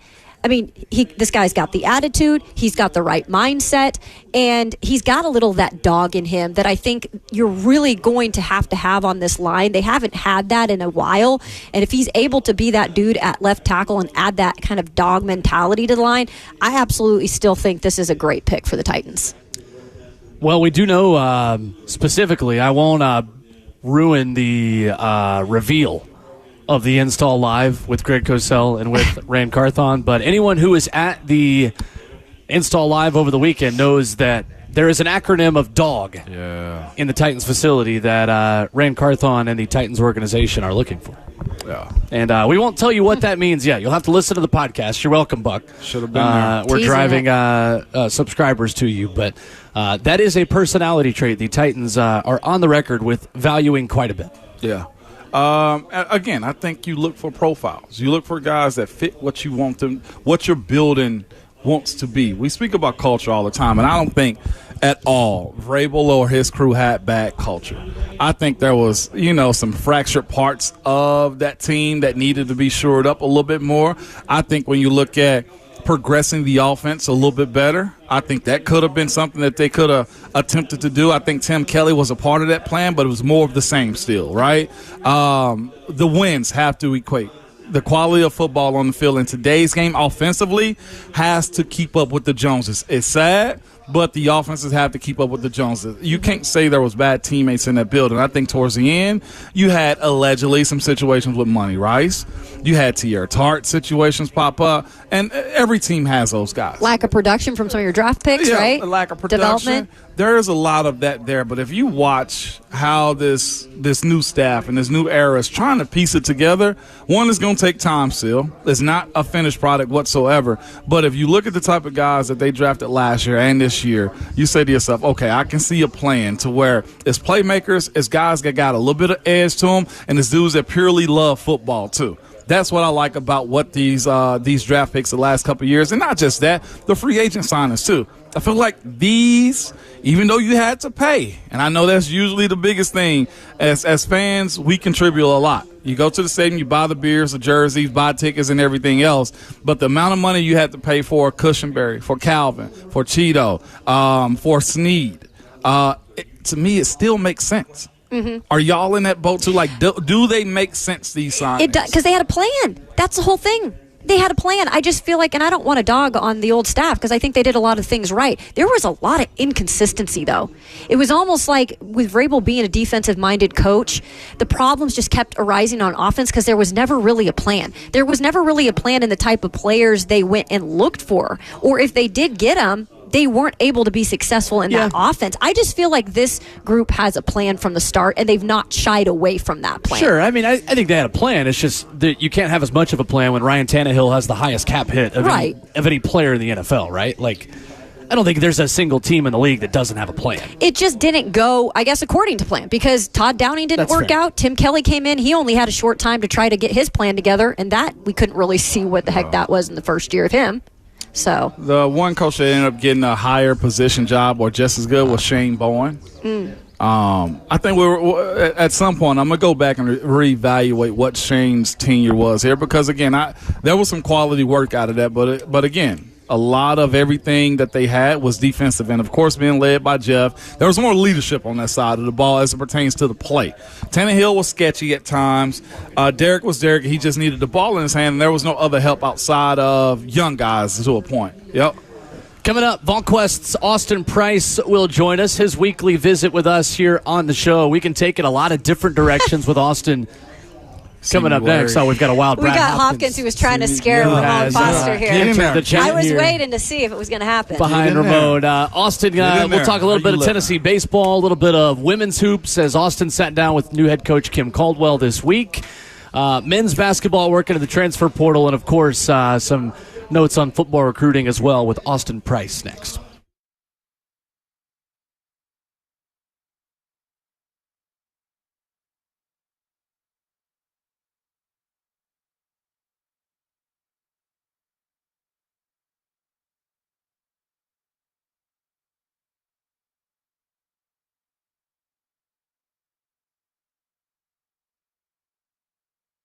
Hit 'em out. 104.5 The Zone.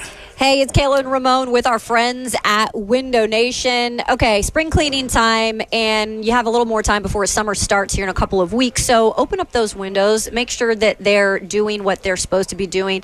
And if they aren't, you got to hit up our friends from Window Nation. Their semi-annual sale is going on right now. Great deals, 50% off all window styles, plus 0% interest for 5 years. And an additional bonus if you schedule an appointment this week. No doubt about it, Kelly. Here's the best thing about it, man. You got options with Window Nation. Over 1,500 custom vinyl window combinations when they come out to install your windows. Also, the average installer has over 16 years of experience with over 20,000 windows installed. I promise you guys, they are some of the best, if not the best in the business, because last year they installed over 200,000 windows. That's 40 times more than the average window company. Kayla told you, semi-annual sale, 50% off all style windows, 0 interest for 5 years, and additional bonus discount for booking your appointments this week. Simply call them 866-90Nation or go to windownation.com.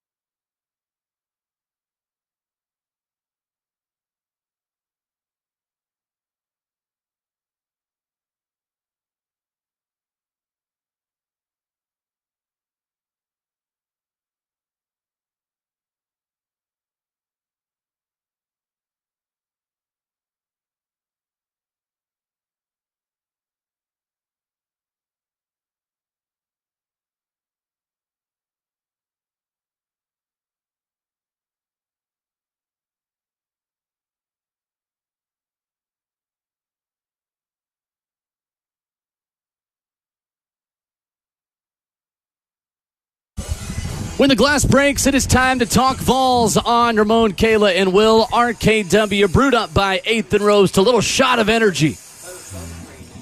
Tuesdays at 8:20. Ramon Foster, Kayla Anderson, Will Bowling. Joined now by VolQuest and on threes, Austin Price. We got a little bit of football, a little bit of women's hoops, men's hoops, baseball. We can always hit it all with our good friend Austin Price. Austin, I was thinking of you this morning because we are at a golf course at Gaylord Springs today, and I know that you could at least beat me by 10 to 15 shots if you and I went out here on 18 today. Maybe. It depends on my drive. If I find the fairway, yes. Fair enough. Austin, Tennessee trying to get in the fairway with some offensive line targets. You like what I did there? Love that. Anthony Ogamoro in town over the weekend. We know about David Sanders, Austin, but who are some of the other big targets for Tennessee on the offensive line, and how did things go over the weekend for them? Well, knocked it out of the park with Anthony Ogamoro. Kid from Oklahoma, originally from North Carolina. I think Tennessee's in an excellent spot leaving this weekend. The other top two teams for him are North Carolina and Oklahoma. He's already visited them. He's got two more visits to make the next 2 weekends at Kansas State, at Missouri, and he'll announce his decision on the 21st. As for other offensive line targets at guard, Jacoby Ward is right up there as one of the top coveted guys on the interior of the offensive line that Tennessee's after. At tackle, you got, obviously David Sanders, but there's Jalen Matthews, there's Juan Gaston, there's Andrew Babaloa, offensive lineman from Kansas. So several targets across the board for the offensive line as Tennessee will look to try to add some key pieces because they lose a lot of interior veterans to graduation after this coming season, and they'll have to kind of figure out what the interior of that offensive line will look like for that 2025 season. VolQuest Austin Price, our guest, as he is every Tuesday morning at 8:20. And Austin, when you look at that offensive line, we talk a lot about how Tennessee has gotten the five-star quarterbacks. They've had the Mike Matthews at skill positions, but I remember going back to a conversation we had with Andy Staples. He said, until Tennessee starts to really bring in some elite big men, there's a limited ceiling there. What kind of profile is Glenn Ellerbe, is Josh Heupel looking for in this 2025 class? And how important is it for Tennessee in order to take the next step to get some of these bigger names, both literally and figuratively, up front in 2025 for Josh Heupel? Yeah, I understand what Andy's saying, but I'll also tell you that the scheme works in their favor. I mean, they've rushed for more yards since Heupel's been here in a 3-year stretch than any 3-year stretch in history. How much more elite can they be on the offense? Like 2022, they put up points at a record pace. Now, you could say, on the defensive line, sure. You want to get, better across the board. Offensive linemen, I think they got to get deeper. I think their starting 5 is pretty good, minus left guard. They got to figure that out. They got to get deeper. And I think that, they did a nice job a year ago with the 24 class, addressing Bennett Warren, Gage Ginther, Jesse Perry, people like that. In 25, they're trying to find long athletic tackles, and they're trying to find some guys like Jacoby Ward who have these big, broad shoulders, thick, interior guys. So, for Glenn Ellerbe, it's always trying to find the mixture of, guys that, fit into the room, and then the most elite athlete at the offensive line position you can find. And so I think that's kind of where he's at right now is, his board is a lot bigger than it was a year ago. Tennessee's in deeper with some offensive linemen than they were a year ago. Now the question is can they get them across the finish line? 2 years ago they were in position with some guys, didn't get them across the finish line. Can they get David Sanders across the finish line? Can they land Jalen Matthews? Can they get Jacoby Ward or Anthony Ogamoro? I think that'll, kind of tell the tale of the offensive line recruiting for this class. Speaking of the trenches real quick, Austin, you've seen guys go top 10 at UT. You've seen guys, Gerard, go top 10. You've seen others, Eric Berry. But I don't know, since Eric Berry, have we seen a guy like James Pierce who's projected to go top 10, maybe even number 1? Austin, what does it take to get him to the finish line, and what does this offseason and fall look like for a guy like him to continue that? Well, for James, I mean, like, if you're not seeing all these headlines and it doesn't motivate you, like, I don't know what else could motivate you. I mean, like, if he goes out and plays the way he's supposed to play, and that doesn't even mean he has to have, 20 sacks. It just means that he has to affect the game. And I think that that's the biggest thing, for, James Pierce, is the ability to help his teammates around him, whether that's making plays or, like drawing attention and letting other guys make plays. I think that's where he has success this fall. So, his success can be felt in a broad, sweeping way that this defense, really benefits. And again, I think if James Pierce does what everybody expects James Pierce to do, he's a locked top 10 pick, and then it boils down to need and who's drafting where as to whether he can get all the way up to that number 1 spot or not. And on the Lady Vols side, man, number 1, congratulations to the softball team, number 2 in the country. But on the basketball front, its recruiting season is hot right now. Kim Caldwell has been closing, man. What type of athletes has she gone after, and what's led to her just surge and just getting these commitments at really crucial positions? Yeah, to be able to get Samar Spencer from Arkansas, I thought was a big get. She's going after players that can run because that's the kind of style she plays. Yeah. I mean, admittedly, like, it's going to be fast. It's going to be, a thrill a minute and a lot of movement. Whether it's people coming in and out of games, when they're in the games, a lot of pressing, a lot of getting up and down the floor in transition, shooting a lot of threes. It's going to be a much different pace than what anybody has seen over there at Food City Center the last few years. And so she has to be able to get in players that fit her system. I would tell you that nobody really on this roster outside of 1 or 2 fit her system really, really well, but that doesn't mean they can't adjust and find their spot, find their niche on this roster.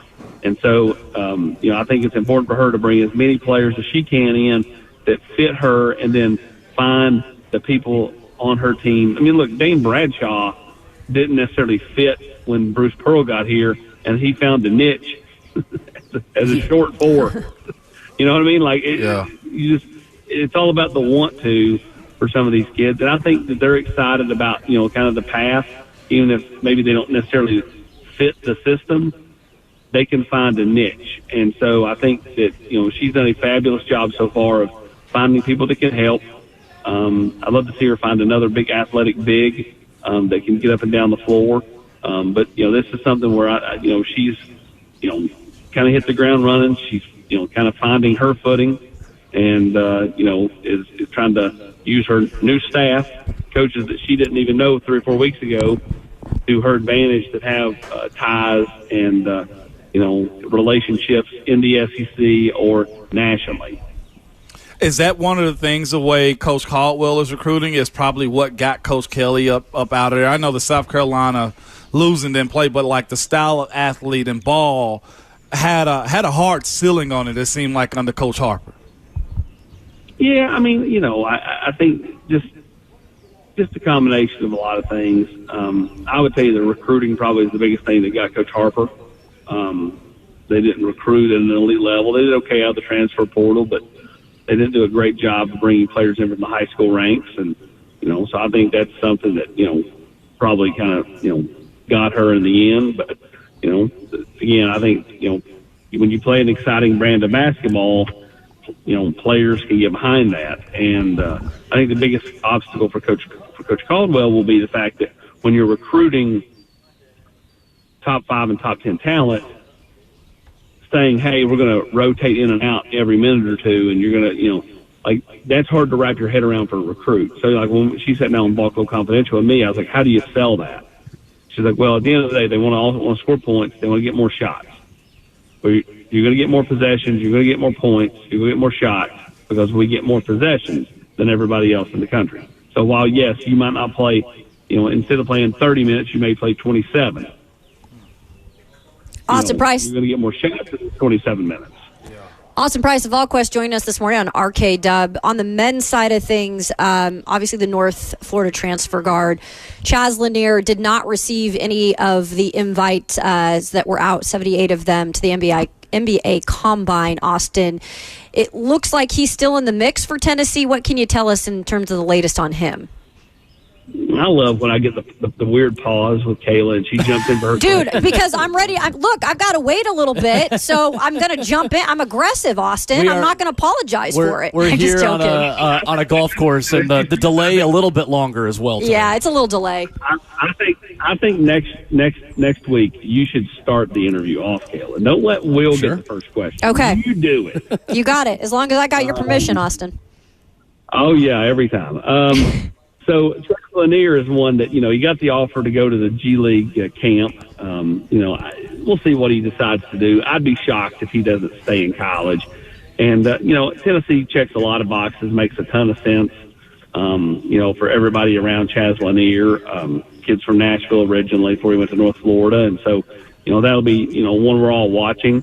But, again, nothing ever happens as fast as fans want it to, right? Like, before he was ever in the portal, fans were saying he's a lock to Tennessee. Then he goes in the portal and, he's going to go through the draft process and all this stuff. So it slows down. Well, now all of a sudden, Kentucky's got some smoke or this team's got some smoke. It was Maryland for a minute there. And, again, you just got to kind of let it play out. This is never going to move that fast. We'll see, what he decides to do as far as the G League camp. Does he do it? Does he not? If he doesn't, then I would venture to say he's going to, try to take some visits over the next week or two, and then you'll start to see some movement there with Chaz Lanier.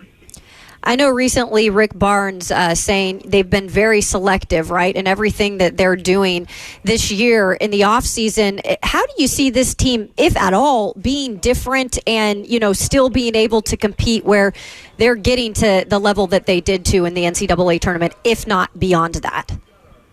Well, when I look at this team, I think it's going to be better than last year. And here's why I say this. Because I think Cam Cards is going to be a year older. He's going to be making plays that he wasn't making a year ago. You've got J.P. Estrella, same thing. So they're going to continue to grow. Then, on the flip side, you have, the new players like Darlin Stone-Dubar, Igor Milicic, Felix Akpara. All these players kind of fit into the system or fit into their selective role and niche. If you can add Lanier, I think that's where it takes them into that top 5. They're, to me, like a top 15, top 20 team right now that has the capability to be even better than they were a year ago because they have more pieces and more pieces that I think aren't old and somewhat like lack of confidence. Like I thought Santi at times lacked confidence. I think, Josiah at times lacked confidence. Now, at times, no. But, I think sometimes, they had been around so long and had so many battle scars that it maybe hurt. I don't think there's much conscience in some of these kids they brought in. I don't think there's much conscience in those guys, those freshmen that don't have any scars. And I think that plays to Rick's advantage, right? So, again, can they add Lanier? I like what they've done elsewhere. I think instead of last year being 2-3 guys where you feel like, okay, that guy carries a ton of swagger. I think there's 7 or 8 guys that carry swagger on this team. And I think that goes a long way for everything going forward. VolQuest's Austin Price, our guest here this morning on Ramon, Kayla, and Will, as he is every Tuesday at 8:20. Austin, on the baseball front, Tennessee rises to number 1 in the country just in time to come to Nashville and take on Vanderbilt as they look to continue their winning streak over the Commodores. But they've been doing that without their Friday night starter, Middle Tennessee native A.J. Russell. What's the latest with his recovery, and how has Tennessee been able to be so good and kind of piece things together on the pitching staff without A.J. Russell in the mix? Well, they've done it by hitting the baseball, right? they've got some nice bullpen starts, and kind of piecemealed it together around Drew Beam with Sechrist and Nate Snead on Sunday with kind of a collection of guys on Friday night. And so, if they get Russell back, I don't think he'll go back to being the starter, but can he be a guy that gives you 3 innings every Friday or Sunday? Can he be a guy that kind of helps bridge the gap? I think that goes a long way to adding to what is a really impressive baseball team. This is a team that, again, as you said, comes to Vanderbilt, the number 1 team in the country. But I think that's okay because I think this team, much like the 22 team, carries so much kind of it factor, kind of swagger to it, that I think that they're comfortable with the target on their back. But much like when Tennessee basketball went to 1 after they beat Memphis many, many moons ago, back before Ramon had gray hair. Whoa! Whoa! Shots fired. That team went to Vanderbilt and lost that Tuesday till over in Nashville as the number 1 team in the country. Can Tennessee baseball avoid that this weekend? I want to say yes, because I think, again, they carry a certain it factor to it, this weekend that I think will help them. It was still a 5-second call before that buzzer beater, but that's okay. I'm not bitter about that basketball game. Hey, Austin, is this baseball team as strong as their number 1 ranking right now? Like in true fashion, are they strong enough? Offensively, yes. Pitching would be the one thing that you worry about. Again, you have a bad weekend on the mound in any series, regional, super regional, whatever. You're subject to lose. But Tennessee's got to continue to hit well. When that top of the order, of Moore and Burke and Amick, Tears, Dreiling, when that first 5 guys are really hitting well, man, this team, no matter how they pitch, it's going to be tough to beat. Period. And so they hit a little bit of a slump. They were they were getting singles instead of home runs and weren't scoring as many runs. Then all of a sudden they kind of burst out of that there in that game 3 the other night with the long ball and just that huge 6th inning. So for me, I feel like this weekend will be interesting to see how much have they snapped out of it, right? From a home run perspective, can they get the bats back going again over in Nashville on the road before they come home for the series or the season finale in the SEC against South Carolina? VolQuest's Austin Price at Austin Priceless, where you find him on Twitter, joining us every Tuesday morning here on Ramon, Kayla, and Will. Austin, great stuff as always, sir. Thank you. Thanks, Austin. Appreciate you guys. Thanks, Austin.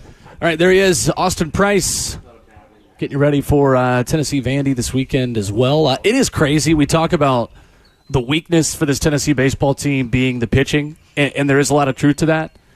To show you how spoiled, though, we've gotten with Tennessee baseball, Tennessee has the 2nd best ERA in the SEC. Yeah. That's really nitpicking It there. is, and he's right? Like, you don't have a Friday night starter. You're going with an opener in every Friday night in the SEC with Chris Stamos, opening up for A.J. Causey because you don't have A.J. Russell available. But, Tennessee has the least amount of walks in the SEC with only 130, and the next closest is 153. That Texas A&M has given up, and we're still sitting here being like, Tennessee's got to get that rotation together. Little BVS. That's all. Ain't nothing but some BVS. And look, when it comes to tournament time, though, when it comes to the World Series, you have to have that together. Yeah. But that's what they're trying to get to. And I think, if anything, though, to get to that point and you got the bats going, at least you're going into the tournament with momentum. Yeah. Just figuring out the pitching, if that's what we got to nitpick at for this team right now. Yeah, no doubt. And it's not the worst thing. Like you said, tournament time. Look, BVS are the people who are new with battered ball syndrome, okay? We've been through it a little bit. That's all it is. 615-737-1045. How you join us? We'll take a look at some NFL headlines, some things people are saying about prospects in the NFL draft now after the fact, and a couple of interesting stories on the quarterbacks to tell you about next.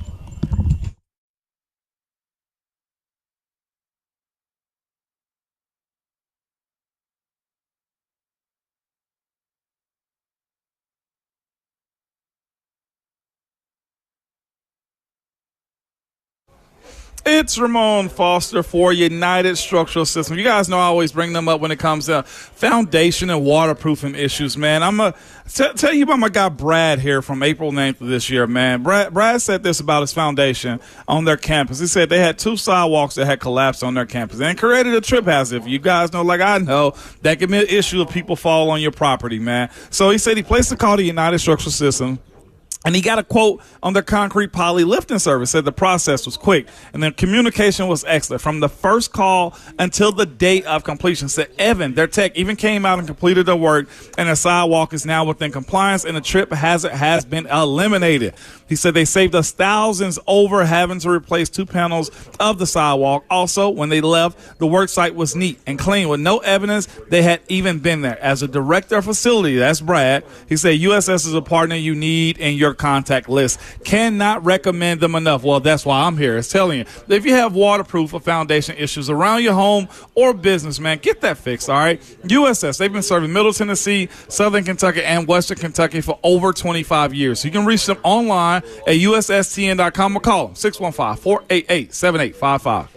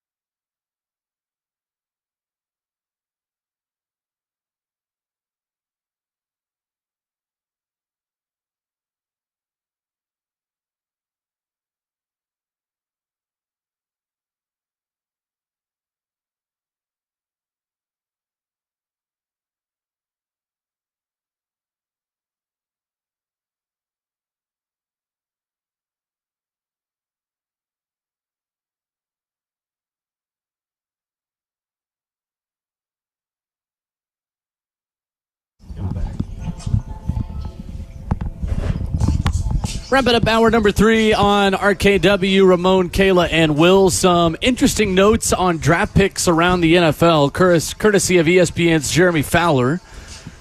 We'll get to that coming up in 15 minutes, what he says about some quarterbacks and the tale he tells about the Titans.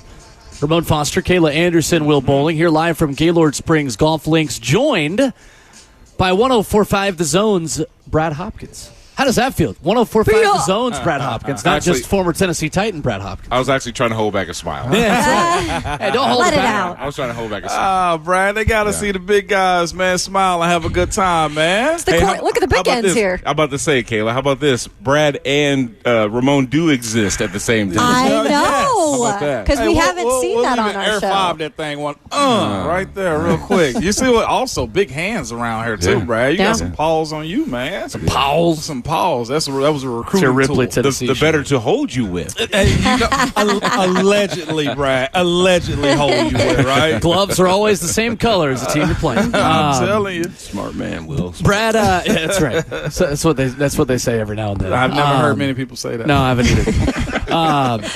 Brad, what do you like about J.C. Latham, new left tackle? So people keep getting hung up on this whole right tackle situation versus left tackle playing professionally. I'm of the opinion, and Ramon, you can chime in as well, that if you do it repetitiously, throughout the offseason, into preseason, getting some live bullets thrown at you in a little game or two, and some opponents wearing different jerseys, by that time you should be pretty well acclimated with moving over. It's almost like, and I used the reference yesterday when Mickey and I were on, that when I broke my dominant hand, my right hand, I had to then become efficient with my left. And through attrition, the guy has to do that. Listen, you got to move over. So eventually, I think it'll become just as good for him, his technique, shifting over in his mind, right, Ramon? Than he does on the right. Brad, I hate that you're here right now because we don't have enough time. Because I know we're going to do this, and now you got me locked in to where I want to ask you more and more questions because it does come down to that, Brad. To your point, we can do this thing to where you do a lot of things to survive, right, Brad, is what you're saying. Yeah. And if you want to be in this league, you're going to do what it takes, whether it's losing weight, whether it's playing left, whether it's going to an outside receiver. Everything is a part of surviving in the NFL, and that's where I think the conversation to your point is you train yourself if you really want to do it. Yeah. When I had to move Brad in season, from right to left, DeCastro came back. I went to the left side, and that's where I stayed after that. You know what I did after practice? I walked up and down the field and put my left hand down. Every 5 yards, put my left hand down to familiarize myself with what that change and process was going to be. And I'm sure you found yourself in the moments too. Absolutely. When you are so strong and just pretty much one way you do things, it's kind of hard to break that, that you trained yourself to do. Mm-hmm. But you have to. Shoot, in college, I was a tight end. Mm-hmm. And then moved to tackle. So I knew nothing about blocking schemes, footwork, technique, and things of that nature until I started doing it more and more. And, Brad, that's what you love about J.C. Latham, though. Everything that he's been pushed into, whether that means changing from the defensive line to the offensive line, from left tackle in high school then to right tackle at Alabama, and really being able to be successful wherever they've moved him, the I can't even say it. Adaptability. There we go. For J.C. Latham, I feel like he's kind of born with that natural gift, and obviously they saw that in him. And you pair it with Bill Callahan, and I just feel like that's going to work. Yeah. Ultimately, Kayla, blocking is blocking. Mm-hmm. Right, Ramon? Yes, it is. When you just learn different ways to get your hands on a guy across Technique. from you. That's all it is. So whether you're playing inside or outside, like you mentioned, Kayla, so eloquently, I don't think he'll have any problem because he's athletic enough to play the left side. Yeah, absolutely, man. The way you've seen this group somewhat constructed, you play with a very good center. They got now a left guard and a left tackle on paper. How do you view, if you've been in that situation, having one side of the line set and the other side try to figure out? How do you think that's going to unfold? I'm sure you have too. Yeah, well, they're going to do things to protect their deficiencies. Yeah. So if the right side's struggling, you'll probably end up sliding more to the right because in that way, the only guys isolated will be those on the better blocking side. If we're talking like that, right. Assuming that, but that's not a bad thing either. That's understanding your weaknesses. Yeah, it is. But you can also be game planned better when people know that you only have one way of doing it. Yeah. Watch that right hook. You know what I'm saying? Well, guess what I'm looking for all day? The right hook. Because I know it can put me on the ground, but if I watch for it all day, then eventually you get got. From your perspective, Brad, we talk a lot about how J.C. Latham is a prototypical Bill Callahan tackle. Why is that? And do you feel that way? Well, a Bill Callahan tackle, in my opinion, does use more scheme in the end because a Bill Callahan tackle is somebody that plays a long time. And eventually your body starts to relinquish what your mind thinks it can. And, you can't play as well physically, but you have to be smart enough to, evolve, so to speak. And Bill Callahan's style of teaching makes you evolve. He coached me 1 year in the Pro Bowl when he was with the Raiders, And I felt the respect that every one of those guys that were Pro Bowlers had for him. You think about that, Ramon, yeah, right? I know what you were with the upper echelon. Munch, yeah. Right, and then exactly. Yeah. Well, I was spoiled. I was spoiled to have Munch as my left guard as a player, as a teammate, and then have him coach me almost the entirety of my career here. Are you kidding me? Well, and the biggest thing I think Coach Callahan, I hadn't been coached by him, I heard people speak about him. The biggest thing that he harps on, from my understanding, is repetition and just technique. Is that what he brought to you also? Technique is everything. That's what I keep telling folks. It is everything. Yep. You would love to have the cherry on the sundae with being athletic and size and all this other stuff, but at the end of the day, you have to block what you see, and that body position, his distance from you, all the things that he likes to do, all that comes in just a matter of an instance, and you've got to be able to react to it. I think the biggest attribute to me of J.C. Latham, Brad, is, and I think that's something we saw the last couple of years, been a huge deficiency. We've seen Dillard get pushed back. We've seen Dennis Daly get pushed back. The biggest attribute to me that J.C. Latham brings in his rookie year is strength, Brad. How important is that to say, at least I'm not getting beat up on every single play? Oh, my gosh. In our profession, if you don't have strength, you are a doormat. Yeah, revolving door, all the cliches. Candy bar. Yeah, candy bar. So the point is, at 6'6", 345 pounds, Yes, my goodness, that man is massive, right? And doesn't look, he carries it very That's well. what I said earlier, yeah. Right, Seeing him Kayla? in person, I was like, wow. Oh, my God. It's impressive. This dude is packed full of chunks of nuggets. Have you ever thought about putting 1,000 pounds on your back?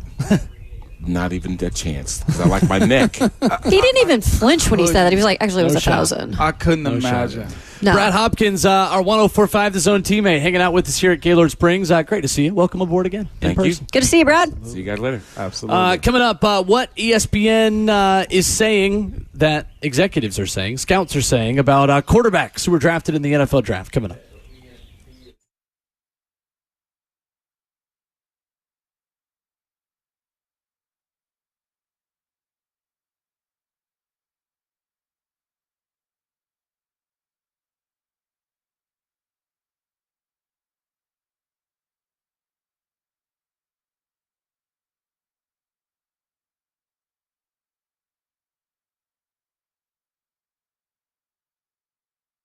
Out of the box thinker, so.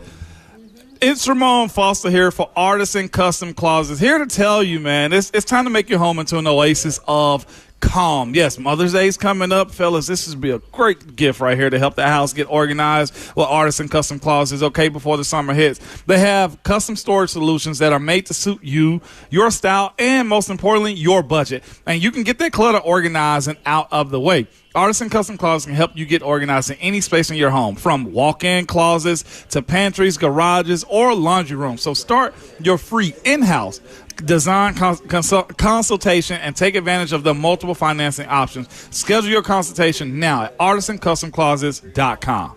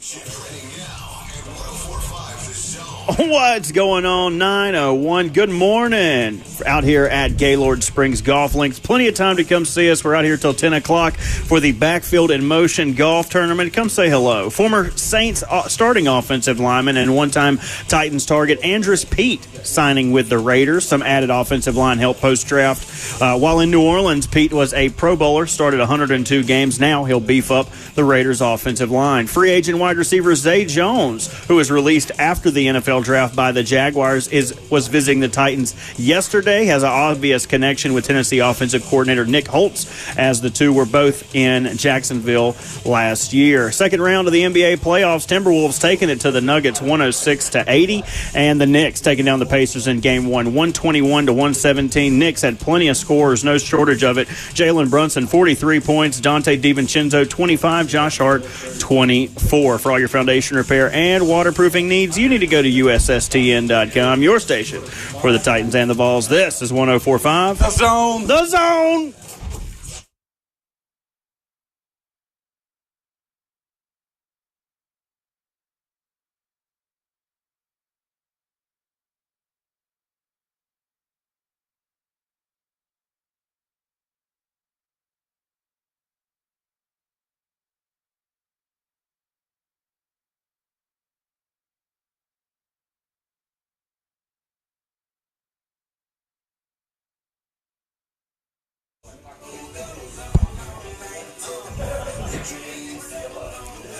Fourth and final hour of the show, hour number 4, 9 a.m. in a beautiful morning in Nashville, Tennessee. Ramon Foster, Kayla Anderson, Will Bowling, RKW, brewed by 8th and Roast. Kirby Allen, Kirby, and Robert Walsh keep us between the navigational beacons here at Gaylord Springs Golf Links for the Backfield in Motion Golf Tournament. We are so grateful to be a part of this event once again. And Backfield in Motion is dedicated to improving literacy skills for at-risk youth, providing them with a strong foundation for higher education and future career success. 615-737-1045 is our number. Ron Slay coming up in 15 minutes. And Ramon Foster, you have a question for me. I do. I keep hearing this clanging sound of this explosion over here, and I'm like, what is this? Okay, and I remember you guys earlier said it's a T-shirt cannon. That's right. But we had this exact conversation within maybe an hour. You got to also remember, much like this golf tournament today, I was scrambling when I first came in, okay? This was at like 8 o'clock we were having this conversation. You think I'd be listening to you. Well, yeah, see, again, like a lot of our audience, when I speak, it just goes in one ear and out the other for many of you. Like a hard-headed child, okay? That's all right. I'll keep saying words. I'll keep talking. I'll keep doing the job and just chipping away. Hey, you know, like when I'm out on the golf course, I'll just keep chipping away. You know who you remind me and of? Hope that one day you'll hear me. You're describing an offensive lineman. Okay, welcome to the life. Okay, welcome to the life. It's the first time that I have ever been compared to an offensive lineman, and probably the last. But they're shooting golf balls out of the T-shirt cannon. Yeah. So at a lot of golf tournament scrambles, for a donation, you can shoot a golf ball out of a T-shirt cannon. Okay. All right. I instead of your tee shot. So we can put anything in that cannon. I mean, if you're going to go be able to get it. Golf ball sized, maybe. Yeah. I mean, you could shoot some sausage biscuits out of there. I think those are all gone. How far can I go? Okay, that's my next question. What else do you want to shoot out of a cannon? Potatoes. Okay. Where are you going to find a potato? I'll bring one now that this I know. This is a Wendy's restaurant. Sir, I'm here for a good time. If that cannon can shoot golf balls out of it, I'm bringing oranges, apples, okay? Make your own fruit smoothie. We need some live targets out here, okay? Mm-hmm. That's what I'm saying. We could put Bert in there. I mean, we might be able to fit Bert in there. Can you dodge a potato? Golf ball sized TV can or a T-shirt can? Can you dodge a potato is where I'm at right now. Oh, goodness. That might hurt. Interesting. ESPN.com with a tell-all, Jeremy Fowler, on what he is hearing around the league about different picks in the draft. We'll talk about what that means for the Titans here in a minute. But from the quarterback perspective, the video we have seen of Arthur Blank talking to executives within the Atlanta Falcons draft room, talking to new head coach Raheem Morris, the Twitter idea that Arthur Blank was blindsided by his team taking quarterback appears to be 0% true. Arthur Blank looms large here, according to Jeremy Fowler, says, I'm told he fully endorsed long-term stability at the position, which Kirk Cousins at age 35 cannot satisfy to the same degree. Do you believe that Arthur Blank fully endorsed the Michael Penix pick, or did the GM and head coach do their own thing? I don't think you can pick a quarterback without the blessing of the GM. I mean, without the ownership. I mean, you're tied. We've heard stories.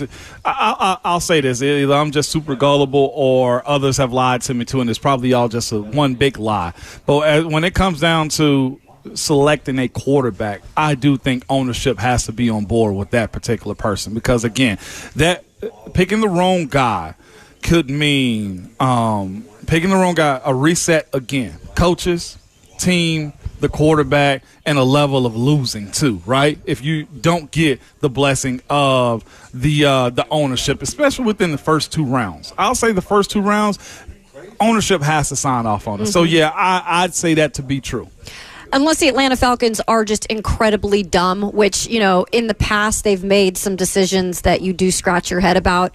This is not a franchise that, while Arthur Blank, I think, is an excellent owner, I think there's been questions about how they've put their teams together or just the communication that goes on inside that building. But that's why I think, especially this time around, when you have a brand new head coach again after letting go of Arthur Smith, they have got to be on the same page. In what world nowadays, when you're going to make that selection that early to take a quarterback, and also a quarterback that was not necessarily predicted to even be a first-round pick, maybe a high second-round pick, I would think that everybody had to have been on the same page, except for, obviously, their current quarterback, which they signed in Kirk Cousins, which kind of got a last-minute update on what was happening. And the reports are out that he left Minnesota specifically because he knew the Vikings were going to be drafting their future quarterback, and then he's in a position here in Atlanta. Awkward. Awkward. Very awkward. As far as Denver is concerned, Sean Payton told reporters on day 2 of the draft that he bluffed trade talks with Denver's number 12 overall pick and said, I was trying to pretend we were moving forward. Jeremy Fowler confirms that did happen. Payton was indeed calling around. The Bears heard from Denver and one other team while on the clock at number 9, and the Broncos have said they were all in on Bo Nix, quote, our guy the whole way, as one source put it. Well, you can say that after the fact, but I'll also agree. He looks like a Sean Payton guy. He looks exactly like a Sean Payton quarterback. Mm-hmm. I believe that one. Yeah. I don't believe that Bo Nix should have been their guy all the way, but I do believe that he was. I think Sean Payton's that type of coach, right? He gets in a mode. He has a mode set. I think even when Russell Wilson and him were together, I think his mind was already made up. Like, this is not probably going to be my quarterback. And so that doesn't surprise me if they fell in love with Bo Nix. I think Russell was more on Russell's time. Yeah. Russell wanted to do Russell-like things. And coaches are power. You know, they have egos. They want to retain all credit for the most part. Most of them, they'll never admit it when it comes down to saying, yes, this is my baby that I've crafted right here and watch us be successful. I think Russ came in with a different mindset and I guess trajectory of what Sean Payton wanted. Mm-hmm. And you can't really craft a veteran dude like him. Think about when he got Breeze. Breeze was in a situation where he needed a change in his career. He could craft him. And that's why I think Bo Nix's situation is go from Auburn to Oregon and see that he can fit 2 different styles of offense. And I'm sure that was very intriguing to a guy like Sean Payton that says, I'm going to show that you need me more than I need you. And watch me make you my own little minion here. That's just me and judging of people. We'll see how it unfolds. The Titans aspect of this story says a receiver duo of Calvin Ridley and Malik Neighbors was on the table for the Titans. Jeremy Fowler writing that the Titans had 3 primary options at number 7.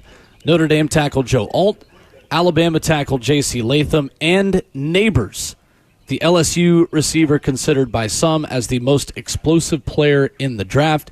If Latham was off the board, Neighbors likely would have been the pick had New York done that.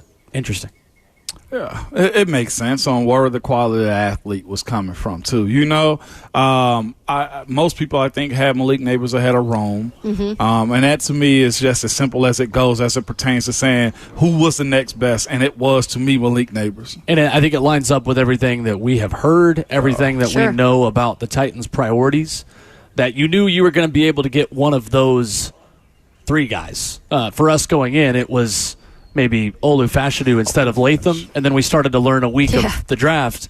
Once you start hearing how NFL draft boards compare with media draft boards of, hey, Latham's the guy that NFL people are higher on, and then he ends up being a Tennessee Titan.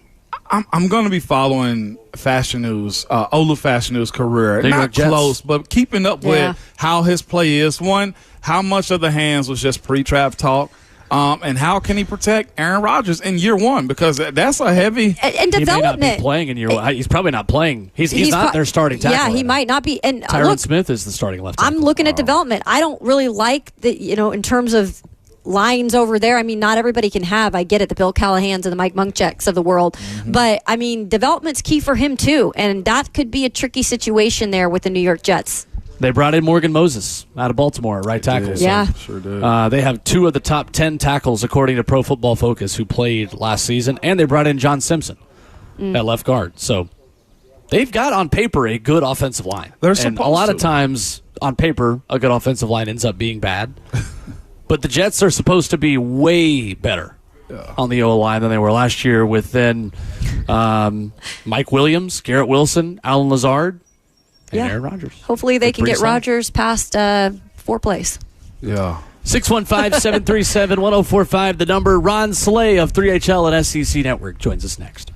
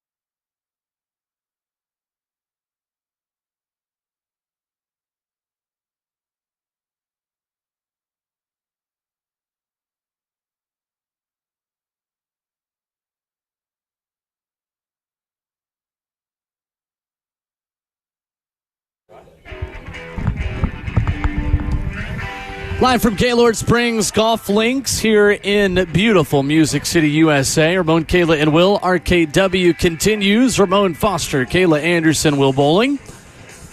And joining us on the phones, as he does every Tuesday morning at 9:20, he is the one, the only Ron Slay. What's up, Slay? How are you? No, I'm good, man. What's happening with you guys out there at that good, beautiful golf course? Nobody brought their sticks with them, though. Getting early morning hits. Will said he had his in his bag. Well, no, he means cigars. I do have a cigar in my car that I just is always ready at a moment's notice, Slay, but it's probably dried up by now because I think it's on the golf course. Yeah, I didn't know we could smoke on there, Savage. What? You must don't watch that show when we at. I do. I just needed you to give me the green light in front of the world, okay? The world being Nashville and everywhere else, okay? Do I have the green light to strike up a stogie? Well, guess what, Savage? I'm not sure. I'm not sure we supposed to. But one thing I'm gonna keep doing is sparking mine up. That's what I'm gonna do. Yeah. Yes, I'm with that. That's all I need. A green light from here on out, baby. It is always better in Ron Slay's world and in any world to ask for forgiveness instead of permission. 100%. That's what I messed. That's where I messed up at. Will I was asking permission, and that's not okay. That is right. Slay, Tyler Boyd, and Zay Jones are being pursued by the Tennessee Titans. How does that affect your brother and your guy in Treylon Burks as the official representative as Slaylon Burks? Man, you know what, man? I think it just adds more competition. You know what I mean? Like, it was already going to be competitive for Treylon anyway. So regardless of who they add, they can add 5 more receivers. And I think it all stays the same for him. Like, nothing changes. It is what it is. You know, the most interesting thing, I think, with it moving forward is I think people forget, like, what exactly transpired as far as his injuries and how they came about. And what it was. When we talk about the coming into camp, whether it be out of shape, whether it be asthma, by the time when he left that camp and was getting ready for training camp for the preseason, Treylon Burks was fine. So I think a lot of people still think that Treylon came in and he was done. It was over for him walking into it. No, that wasn't the case. You know what I mean? There's a lot of times the rookies go through different things, man, and it's a shocker for a lot of people. And it was good for him to be able to break out of that. So I think it's something that he's dealt with as far as being competitive and having to get things pushed. But we got to remember, man, these were not the injuries that were taking place as far as things that he controlled. You know what I'm saying? Outside of the asthma or the condition or whatever it may have been, it hasn't been a problem as far as his health with him. Things that he's been doing, like soft tissue injuries, like what you were talking about with Christian Fulton, what we were talking about with David Long Jr., with all these guys that we were talking about. That wasn't a problem with him. These are concussions and things that are out of his hands. You know what I mean? The man playing full speed and, getting banged up. So that's part of the game. It's going to happen. It's going to happen to other people that's going to come in as well. I think that's the part that gets it. My question is, though, for you guys, this is my question. What does this mean for the other guys in the room? The Calvin Ridleys, the DeAndre Hopkins, the NWIs, these guys. Now, NWI will be fine. Calvin Ridley, I believe, will be fine. He's played with another superstar in the Julio Jones and had to wait his turn and was able to go be a wide receiver 2, still be effective, or wide receiver 3 in some cases, and still be effective when you're looking at when he was with Atlanta right before they got rid of, what's the tight end that came up here and didn't produce? Johnny Smith? Austin Hooper. Austin. And sometimes he was right behind him with Atlanta. But my thing is, man, I think, with all of the attention that's put on Treylon, and I'm going to bring it up on 3HL later, I don't remember D-Hop ever playing with another superstar and how he adjusted not being the wide receiver 1. Playing with Larry Fitzgerald in Arizona. Yeah, that's what we're going to call Larry Fitzgerald at that point in his career. We're going to call him, that superstar then. That's cool. I think when you watch what Calvin Ridley do, if you give me Larry Fitzgerald in Arizona at his time right there, and Calvin Ridley, what he did last year, and walking into this year, give me Calvin Ridley all day. As far as you talking about wide receiver one in my system. You know what I'm saying? Like, I think the ball going around, like, how is it when you're not getting over 130 targets, 140 targets? Like, how does that transpire? You know what I'm saying? And I think that's a fair point, Slay. I mean, because we, the media here and some of these writers, analysts that are kind of assuming if they even add like a Tyler Boyd, that they are automatically saying Treylon Burks is out. But I think the question is fair to say, okay, some of these other wide receivers that have been added, or DeAndre Hopkins, who's now in his second year here, it's just assumed right away that, okay, yeah, they're going to be contributors, or he's going to do exactly what he did last year. And it is fair for you to bring up the point, like, we should be questioning everybody this year in this offense, because everything is new, and DeAndre Hopkins is under a new offensive coordinator, and there are new pieces added in Ridley. And, at times I think DeAndre Hopkins showed last year he was trying to prove a point too, and a lot of times he was able to do that, getting double teamed and still being able to get those numbers. But you're right, he was primarily the number one target by far, with Chigo Okonkwo being the second one with 500 yards in terms of leading the way with receiving yards after him. So I think it's fair to say, with another guy coming in Calvin Ridley, is D-Hop still that guy that can get 1,000 yards? I still feel like he has the hunger and the desire to want to do that, because essentially when it's all said and done, he wants to be a winner, and for the most part he's proven to do that. But I think it's fair to question that when there's a lot of newness around him. The one advantage I think he has, Slay, is he and Levis have built that chemistry, and I think that is apparent, and I think they do both have respect for each other. Absolutely. I think without question. And then don't before anyone takes this and runs with it, I'm not questioning what DeAndre Hopkins, what he would do with his production. Will it be down? I'm saying, Will, you going from, we're used to what, 350, 400 passing attempts a season, and now getting up to the 600s. All of a sudden now, with the ball to go around more, if he's not putting up wide receiver one numbers, are we going to say, man, he's taking a step back? Right. You know what I'm saying? With Calvin Ridley, if he emerges as wide receiver one, are we saying that, he's overshadowing D-Hop? I don't think that's necessarily it. I think you got to keep it all right there in the perspective of where it is and understand exactly what you're going to get. But my thing is, how do you move when you're no longer that guy getting the 140 targets?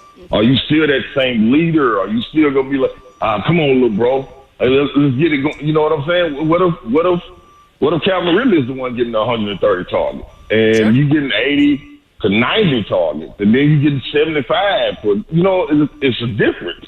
There's one thing to say it. It's another thing to be out there in the action, and when it's happening, how do you respond to it? I just have never seen him had to go play wide receiver two. That's all I'm saying. Yeah. Savage, we talked earlier about the extension of Treylon Burks' fifth-year option, right? And I said, for a guy like him to make this team want to give it to him, I think he needs about 950 yards this year and show progress even coming into this the building next offseason where he can be a 1,000-yard receiver. If that happens, man, how big of a spark would that be for this team moving forward also, if he essentially turns into wide receiver too? If he does. Yeah, you automatically start reconfiguring some things. Then you start to build trust, like what you already have in a guy like D-Hop, what you hope to have in Calvin Ridley. It's automatic. It changes things drastically. It changes the way you draft, because you still got a guy at 24 years old who hasn't even hit his prime, if that was going to be the case. And then you also have a guy that you would love to keep together when you got these other guys getting ready to go into their 30s with the quarterback that's able to grow. And like you said, like Taylor just said, with the security blanket mindset that he had with D-Hop last year and Will Levis, then I think automatically, if that's able to shift and get to grow and get some out of Treylon, I think that's a duo you keep together as long as possible. And like I said, with the draft, I also don't think you start bringing in pieces.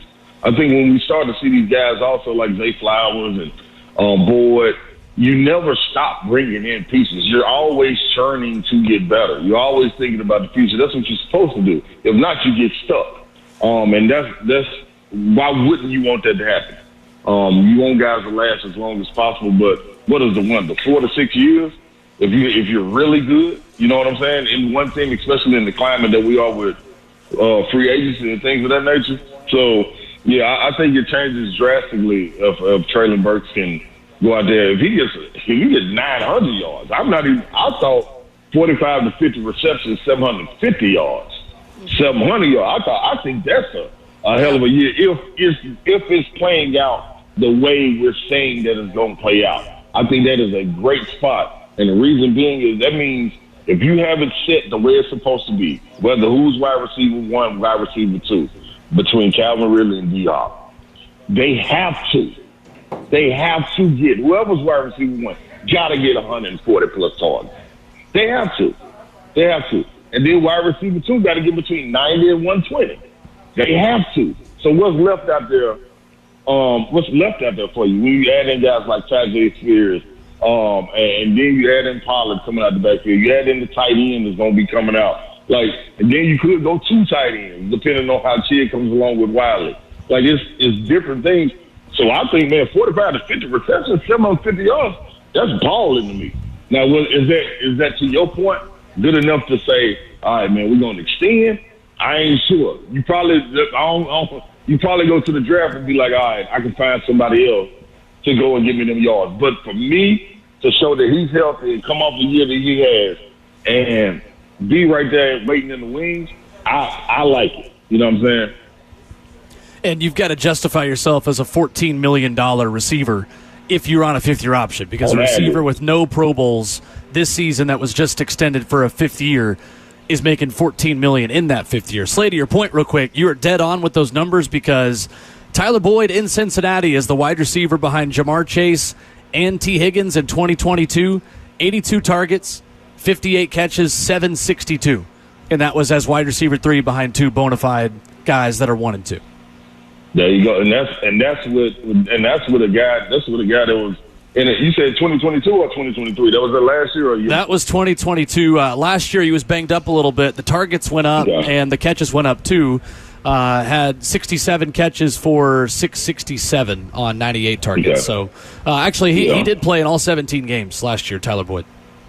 Yeah, and I was just going to say, man, and that was coming on the heels of a quarterback, getting banged up and playing out there limping and then wasn't able to go the rest of the season. So, I mean, there's so much more that plays into it, man, other than just the guy being able to go out there. And I think another thing as well, like you guys hit on it earlier, talking about the offensive coordinators, man, you got to do a good job of putting my guys in situations that they can prosper in. If not, then most definitely he can't be here. There's no ifs, ands, or buts about it. If he's used as go routes, that's not him.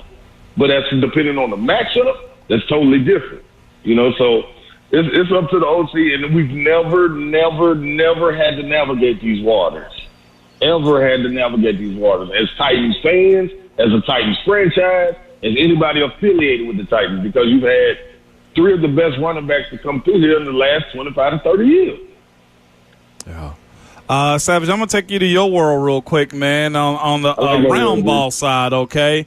Why should the entire world be Anthony Edwards fans? Man. Ooh. And because it's a throwback to where you get he's like one of those guys that's in the gym all the time playing pickup, and he's not trying to go sit down because he know he may not get back up. To me, he's not the product, even though he's not the product of the AAU. We're going to go on the circuit. We're guaranteed 8 games to play. Nah, man, he's of the mentality, we lose, we out. We got to go win. Ain't nothing guaranteed. I'm going all out, and, man, it ain't about the rivals, the idols becoming rivals. That's what I love most about it. He looks up to KD.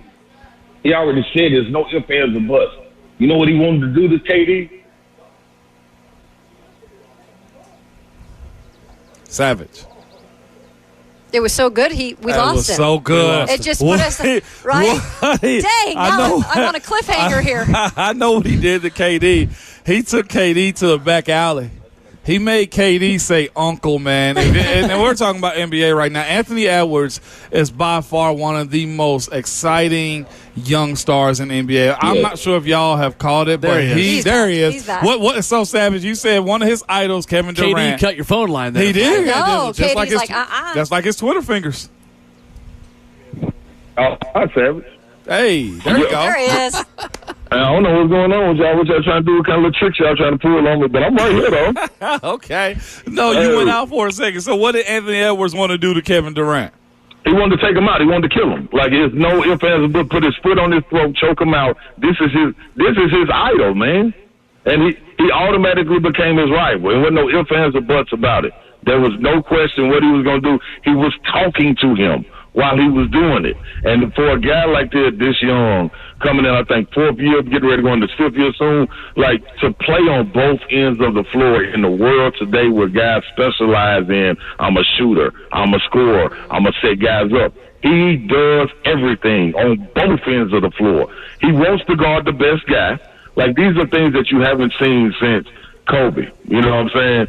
Since you seen Dwayne Wade be able to take that challenge when healthy. You know, when you saw a guy like LeBron in the 2010, that 2010 to 2014 era. Like, this is a throwback mentality, man. This young man right here is what the NBA has been craving for. Craving for.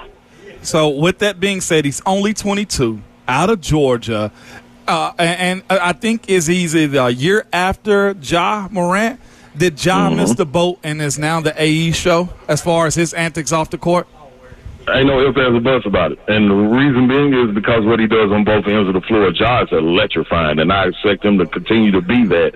But the thing is, man, when you let go of them reins sometime in a league that's so competitive as it is, with guys chomping at the bits to get right there to the top, they will pass you. And you'll look up and be like, dang, man, I let it slip away. And these guys up top, when they get up there, they do not like to relinquish it. He's built for it. This man played football growing up. He got a football mentality. So you got to add that in. It's eat or be eaten with this guy, man. Ain't nothing else really to say. Ja Morant had the opportunity to be the face of the league, and it was right there in his hands. Slay, he had some slip-ups. Are the Timberwolves playing maybe the best playoff basketball right now? I mean, they go into Denver last night and embarrass them at home. They haven't lost a game in the playoffs. Yeah. It's 6-0. They are 6-0. And I think, man, it's different styles and different ways and different teams that are put together. Yes, they are one of the ones, man. But I think the New York Knicks, with Jalen Brunson, what he's doing, also is right there top notch. The same thing with SGA, with OKC. What they doing, that's top notch. So, I mean, there's some teams out there, and I also think when Dallas gets it together, Luka and Kyrie, if Luka ever decides to play defense, it's going to be fun to watch them as well. So these are some good series, man. I know Ridley always kind of, snarling his little nose up, you know what I mean, to basketball. I'm but happy. the playoffs been right here with it, man. It's been right here where it's supposed to be. I love the NBA playoffs. I don't have a team or an allegiance from my upbringing as a Nashvilleian that I care about, because I tried to be a Grizzlies fan as a kid. My brother said, no, we don't cheer for any teams from that city. Yeah. And guess what, Will? That's the good thing. The good thing is, man, just you can be a fan of the game because you're seeing some great competitive games, and I think that's the thing that what do we always say in the regular season? Man, it's not competitive, man. Look at the All-Star game. It's going to carry over to this. That's not what you're getting right now. That's not what you're getting in these NBA playoffs. It's fun. So right now, Anthony Edwards has knocked off Zion Williamson and also Ja Morant for number one. A lot of food is knocked off Zion Williamson from number one. Right? Yeah, I think, man, and you got to look when you talk to MVP right now, SGA, Shai Gilgeous-Alexander for OKC. You got to continue to put Luka in that conversation. You got to put Anthony Edwards right there, and you also got to put Jalen Brunson right there. So those four right there at the top of the heap for me. Wow. Ron Slay makes us smarter every Tuesday at 9:20. Slay, we'll let you go a little early this morning. We appreciate you. Man, I appreciate y'all, man. Somebody get out there and hit, man. Willie needs to get out there. I've got my clothes on. Might hit the range a little bit. Nah. Mo wants to shoot something out of the blaster over here. I came with the cigar and with the clubs. One of us was prepared today for a full excursion. I like it. I like it, Willie. Yeah, thank you. Thank you. All right, we'll talk to you Thanks, next week, Slade. Slade. Thank you. All right, y'all. Bet. All right, Savage. There is Ron Slay with us on the man who may or may not just be Michael Jordan reincarnated in Anthony Edwards. I had to ask. Both literally and You've been figuratively. talking about A. Yeah. And we'll let that lie. A where it is crazy, man. I like his mentality for sure. Can't beat it. Oh, man. Coming up, we will wrap up the show. Headlines on the way out. And maybe see if Ramon Foster can shoot a golf ball out of a T-shirt cannon. Go convince him. There's nobody over The there. only way I hit the hole over here, Will. That's next. Okay.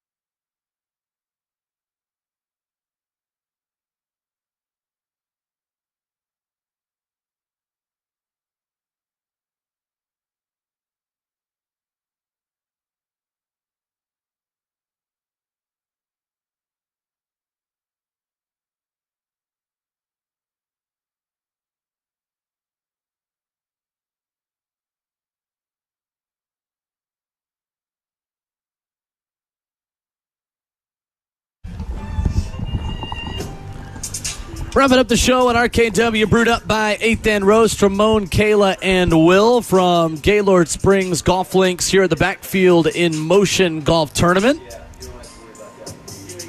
U Sports Leagues offer a variety of sports: basketball, flag football, volleyball. Great group that does great things for the Nashville community. Always grateful for Todd Campbell, the entire crew having us out here at the Backfield in Motion golf outing. Right. No, big time stuff, man. I always, tip my hat to people that have their foundations and continually keep them to it. That's a hard thing to do, man, is keeping up with all things surrounding your foundation, putting the events on, the planning, and getting people out to the events. So shout out to Todd, man. That's big time stuff right there. At Backfield in Motion on Instagram. You can follow them there.